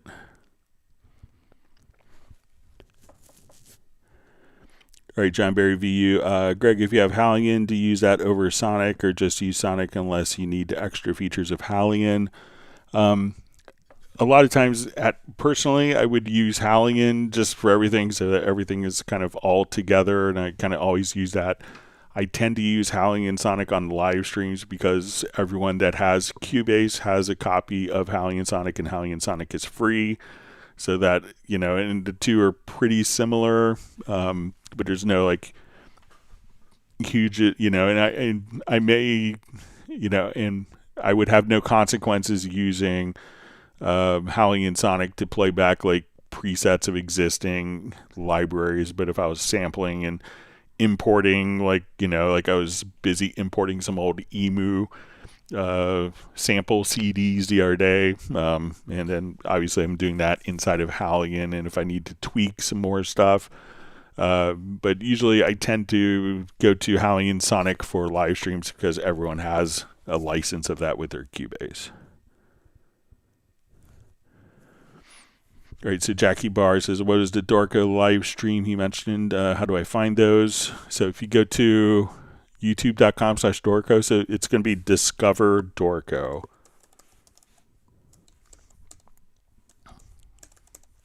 So I'm going to come over here, and you can see their live streams.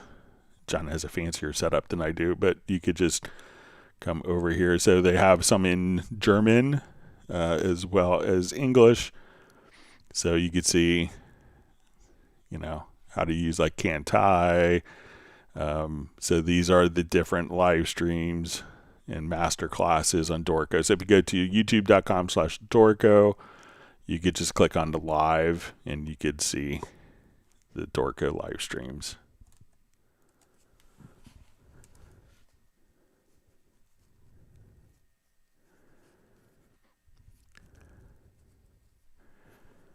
All right, Roland Stuff asks, hi Greg, could you please remind me how to do a refresh scan to make sure I'm picking up all VST instruments that I've got? I'm sure I'm missing some. Does a scan check for all possible folders? Okay, so let's come over. And if you go to your studio menu, go to VST Plugin Manager. So you could have, obviously you have different VST effects, different VST instruments, and now what you can do is you just click here on the rescan. Usually when it boots up, it'll automatically incorporate the new plugins. You'll see the new plugins. If you installed a plugin while Cubase is open, at that point you could click on the rescan. It'll show you how many new VST effects or VST instruments or modulators were found. So if we come over to, again, and one handy thing, if you've made a plugin collection, it may not automatically show up in a VST plugin collection. They should show up under default, but if you click just to the right of the scan button, one of the really handy things is you can say, okay, like let's say I've made a custom VST plugin collection, so I could organize it how I see fit. This way I could say hide plugins that are in the active collection. So you can see if the plugins show up here that they're not in the current collection, and then you could drag them over. So you could show all plugins. So if you think you're missing a couple plugins, instead of going through like your hundreds of plugins, just say, okay, I have my own VST plugin collection. What I want to do now is to show only plugins that are not in the active collection. And then that will help you isolate to say, okay, these plugins are being recognized by the system. And then you could, if it's a custom collection, you could drag it over. And if you're doing VST2 plugins, so VST3 plugins all go into the same common folder. So that VST2 plugins could go into multiple folders, which could be problematic for people. It's like, which folder is it installed into? And company X would put it into this folder, company Y would put it into that folder, and it was kind of a bit messy. So within VST3, since 2008, they've been consolidated into a single folder. But if you click on the settings window here, you go to like the plugin information window. If you have like VST2 plugins, once you enable that, you'll see settings where you could look for the paths for VST2 plugins folder.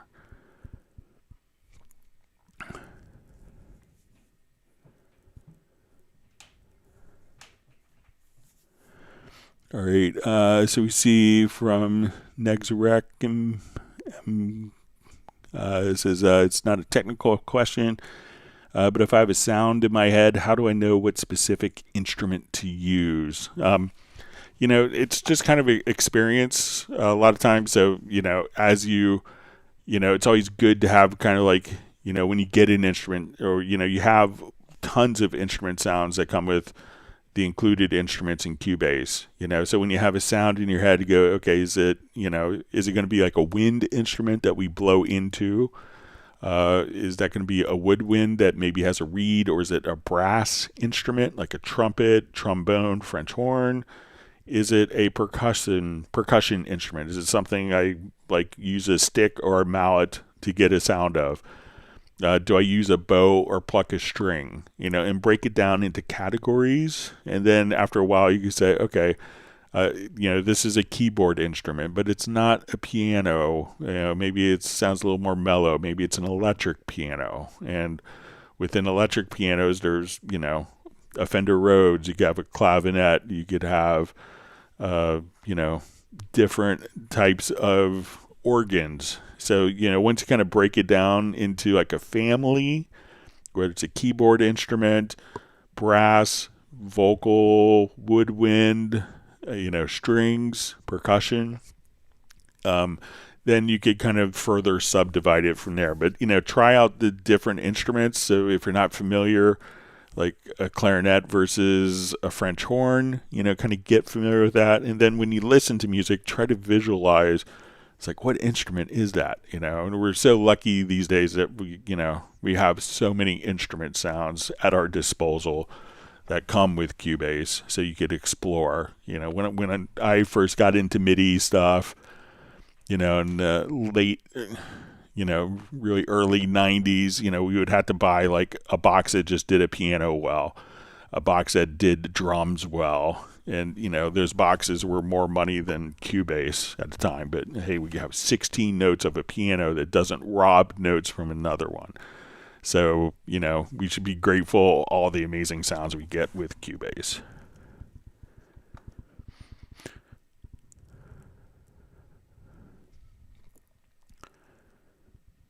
All right. See, Sable Winters wants to know his jazz dude's history since he knows so much. He's a smart guy.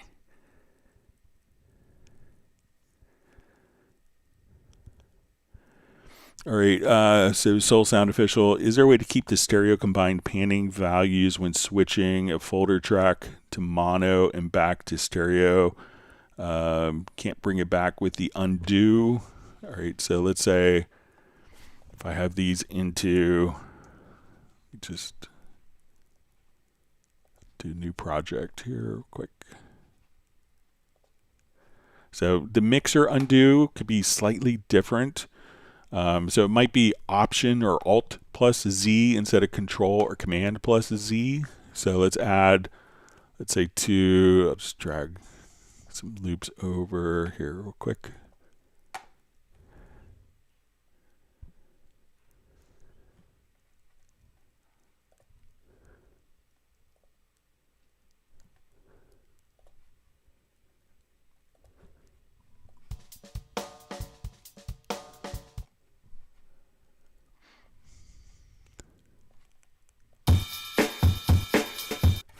Okay, so I'm going to take these two tracks and let's move them to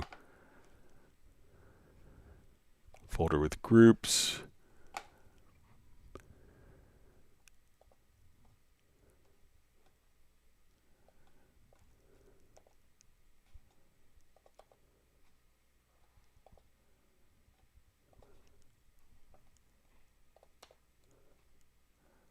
All right, let me just check my track control settings, see if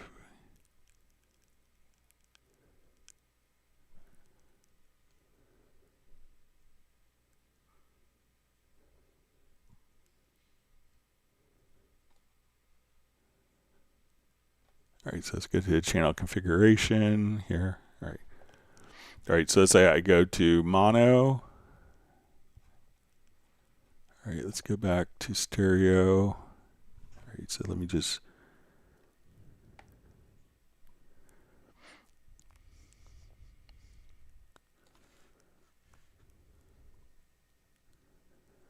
Okay, keep the stereo combined values. All right, so we're in stereo here, so let's switch to stereo combined. So let's say we have 54. All right, so let's say we have 54, 58. All right, so now I come back here. So I'm going to hit Alt Z, and we'll see what happens.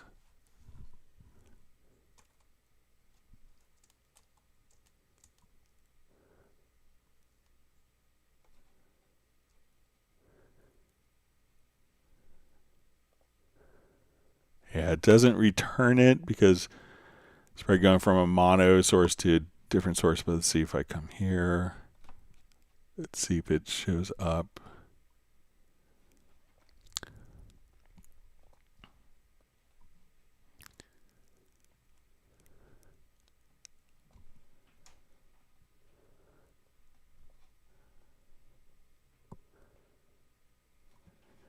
All right, and let me come to the mix console, see if it shows up there in the history.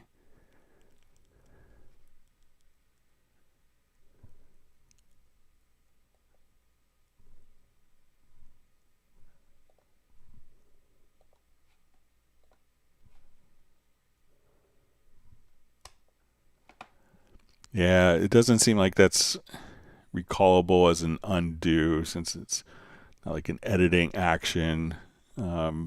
Yeah, so I don't think that there's a way of doing that. Sorry about that.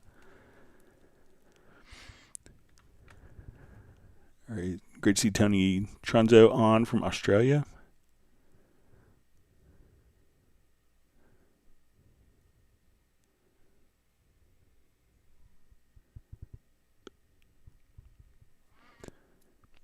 Let's see, John Barry says he usually starts with Sonic, but maybe we should go to Hallion to have all the features. Yeah. All right, so Sable Winter says, aha, different channel for Dorico, have to subscribe. So yeah, there's a WaveLab channel, Nuendo channel, Cubase channel, Dorico channel, and an Instruments channel, all with under kind of the Steinberg YouTube channel. So you kind of focused on particular product groups.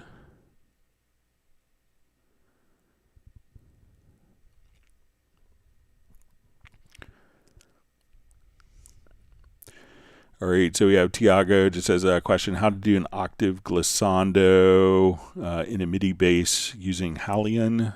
All right, so let's take a look.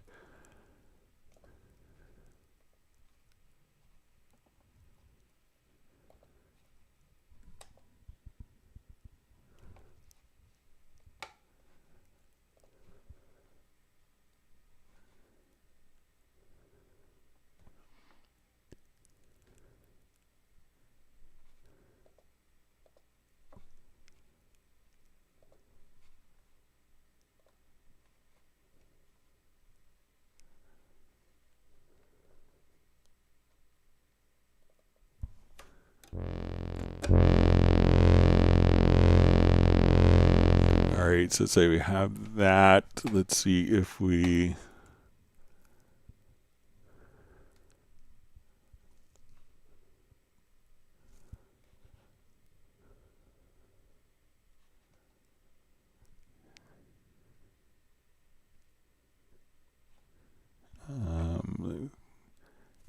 see if I could do it in a more kind of generic way so that it's kind of could be applicable to different instruments. All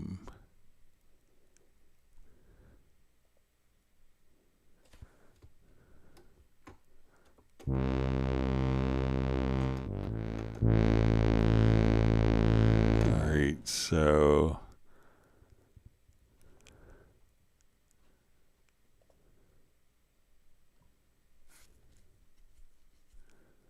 okay, so let's set our pitch bend here to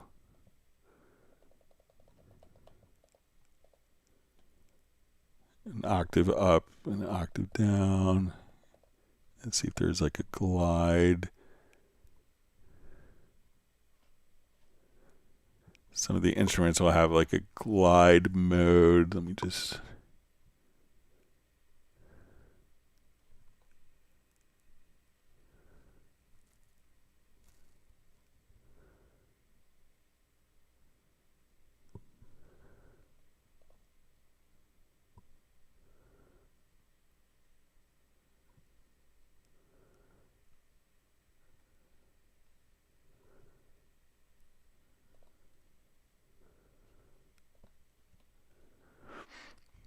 All right, so let's see if we could.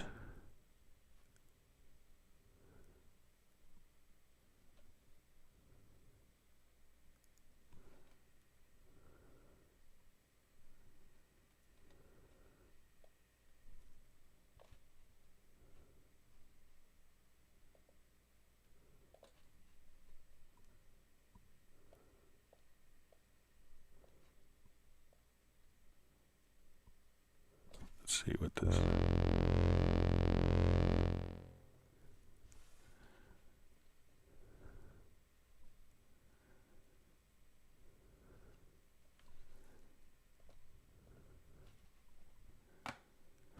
But let me know if there's like a particular instrument that you want it into, or like and I could probably figure it out for you. I'm just trying to figure out so we could do like pitch envelopes. Let's see if we.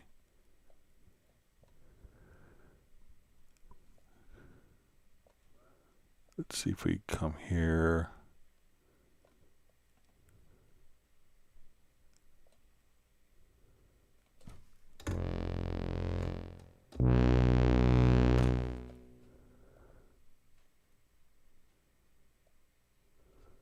But we could probably adjust our.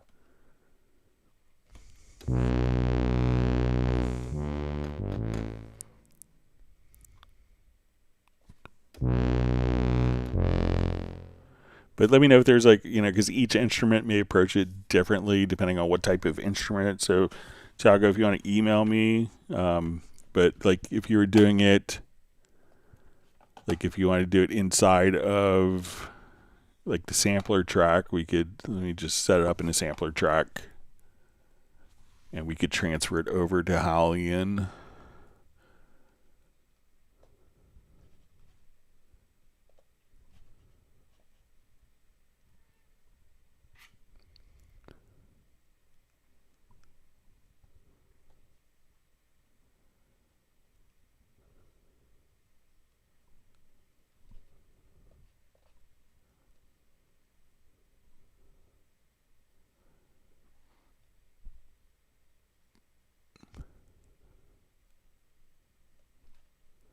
All right, so let's say we have like a synth bass note here. And drag this into, let's say, the sampler track. And we'll normalize it. So let's say, right, come over here.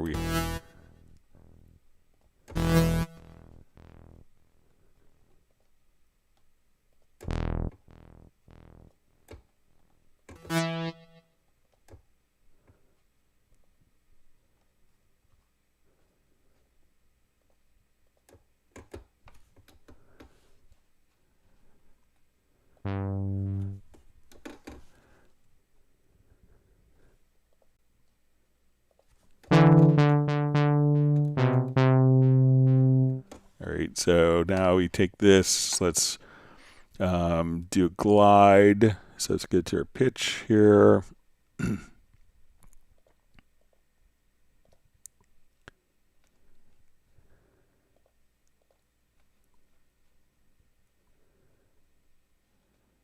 You can set our glide amount and clear my throat. And let's set it to one shot. All right, so now.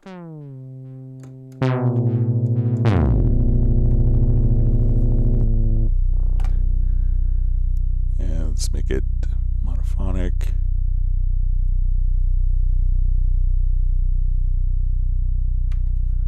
All right, so now if I come here, we could just. And I'm going to trigger this up an octave.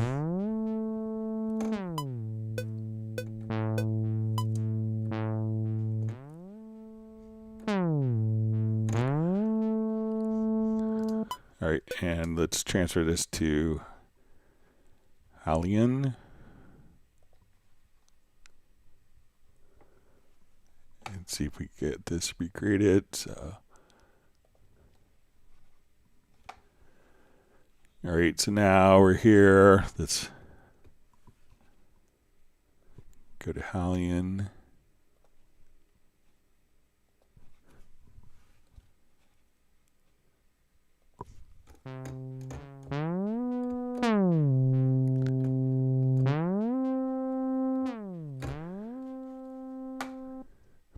All right, so inside of Halion, let's take a look. Let's say if we come over here to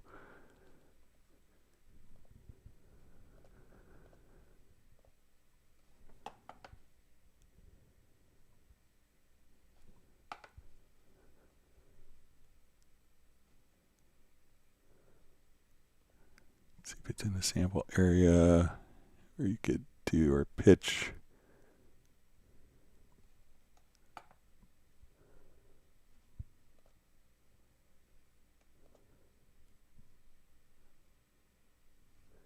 Do the key follow here.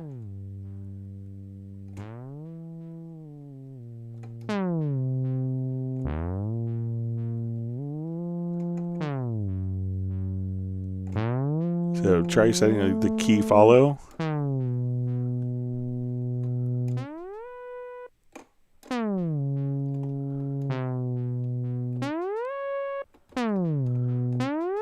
Under the pitch, so if you go to zone, pitch, try adjusting the key follow there. So let's say if we change this.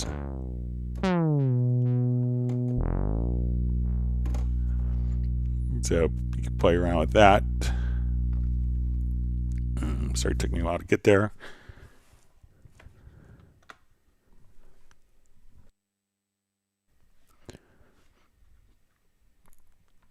All right.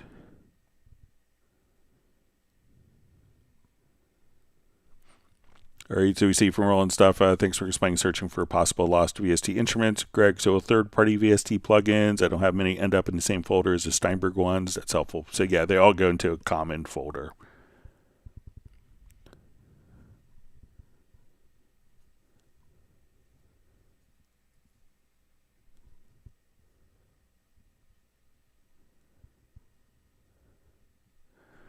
All right, so we see from Reverse says, I love using Cubase, my favorite DAW, but can you fix compatibility with Novation Launch Key Mini Mark 425? I can't control plugins because it was badly blinded. If I do it manually, it loses mix, transport, etc. So let me know, are you running it as like a Mackie control device? Are you running it as a MIDI remote? There's two kind of different methods. One is like a MIDI remote, which is probably the more contemporary method where all these, functions can automatically be mapped for different things. You'll have different mapping pages. So like this is a little Korg Nano control, and you could have different mapping pages if you wanted to do different functions directly here. Some controllers will, just transmit MIDI and kind of work as a Mackie control. It's kind of a protocol to get stuff up and working. So if you could let me know, and generally those are kind of configured by the companies. But let's say if you go to, if we come back over here, let's look at different settings. If you go to scripts, let's go to your launch key.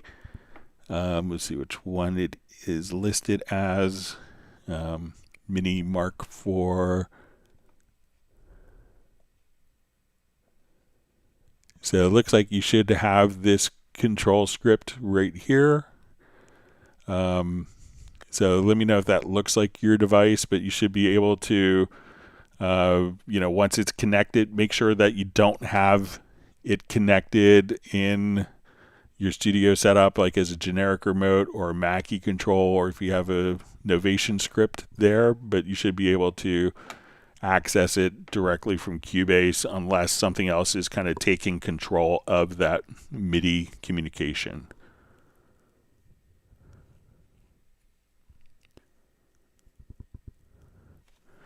All right, Soul Sound Official, what's the difference between using groups and effects channels in relation to the folder? Group channel to do parallel is doubling the signal and phase. Are they the same for both? Yeah, I don't think there's any differences between either one. So no phase issues. Everything is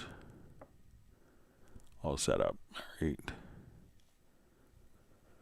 Bratman Studio says, I understand you have to keep large amounts of data in your head, but do you have a cheat sheet or a book or on the side to refer to settings, etc. for Cubase? Does Steinberg supply such? I just keep it in my head, so I haven't looked for like a cheat sheet. I know the Dorico team has like a cheat sheet of like kind of common keyboard shortcuts when getting started, but I don't know. There's a quick setup guide, a quick start guide for Cubase. That might be helpful, but may not go into as much depth as what people want or expect. So.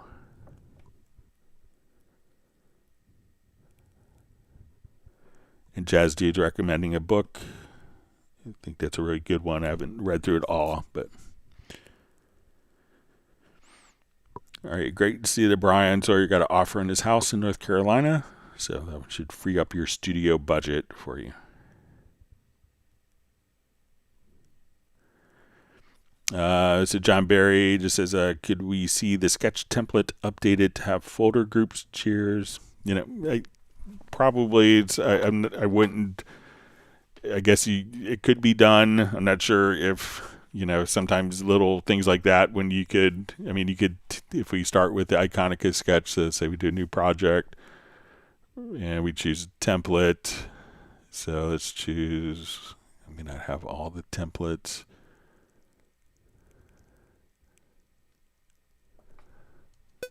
But let's say if we just look at factory templates, so let's say we do our symphonic orchestra, so we'll create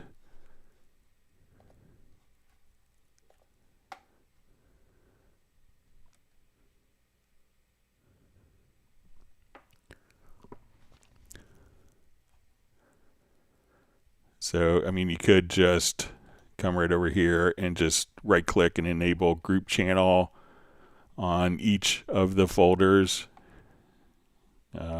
So you could probably select each of the folder tracks and enable group channels in one and just turn that on and resave the template. So if you do that for all the instruments, it's be pretty easy, I think.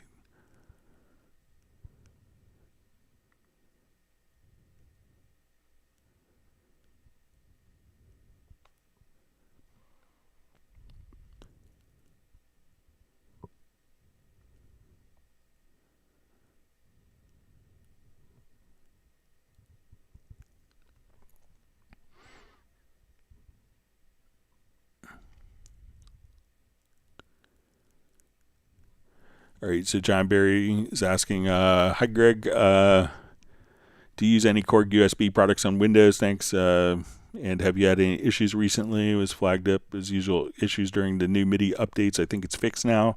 I didn't have any problems with my Nano control with the update with the Windows 11 services, the MIDI services update. So mine just always worked. So I saw that some people were having problems, but I didn't have any issues. Bratman Studio just mentioned his kids were freaked out at a rotary phone that they had no idea what it was. Yeah.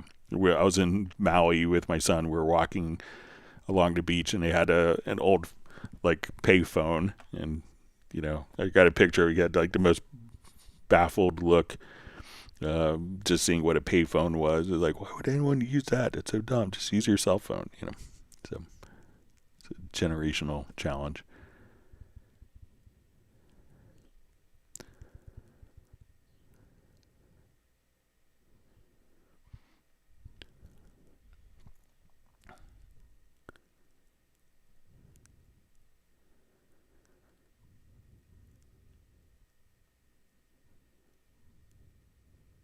See Jazz Dude sharing Darren's book on music tech tuition on Cubase. Sadly passed away, so it's a great way to support his family.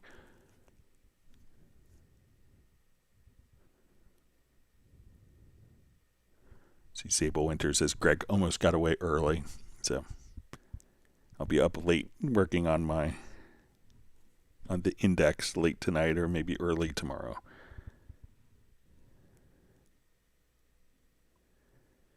All right, so I think we're at the end of questions so far. Thanks everyone for a really great session. I hope that, again, everyone's learned some new tips and tricks. And It's great to see so many new faces again. For people who are new, we do this on Mondays and Fridays. We've done over 2,000 hours, over 44,000 questions that we've answered. But we're just about out of time. We'll see if there's any last minute quick questions that pop in. If not, we'll wrap up like a minute early. So.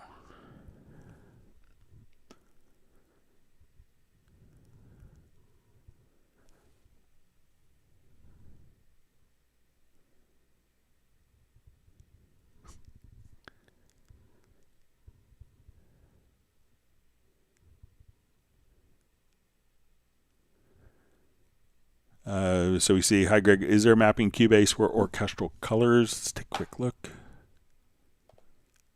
See if there's...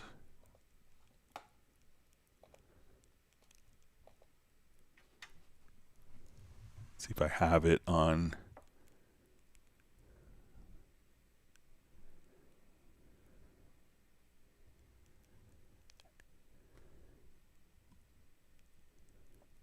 I don't have the colors orchestral, so I can see if I can have an answer for Friday. All right, so with that, we're going to go ahead and wrap up. Thanks again for all the great questions. Look forward to seeing everyone back on Friday.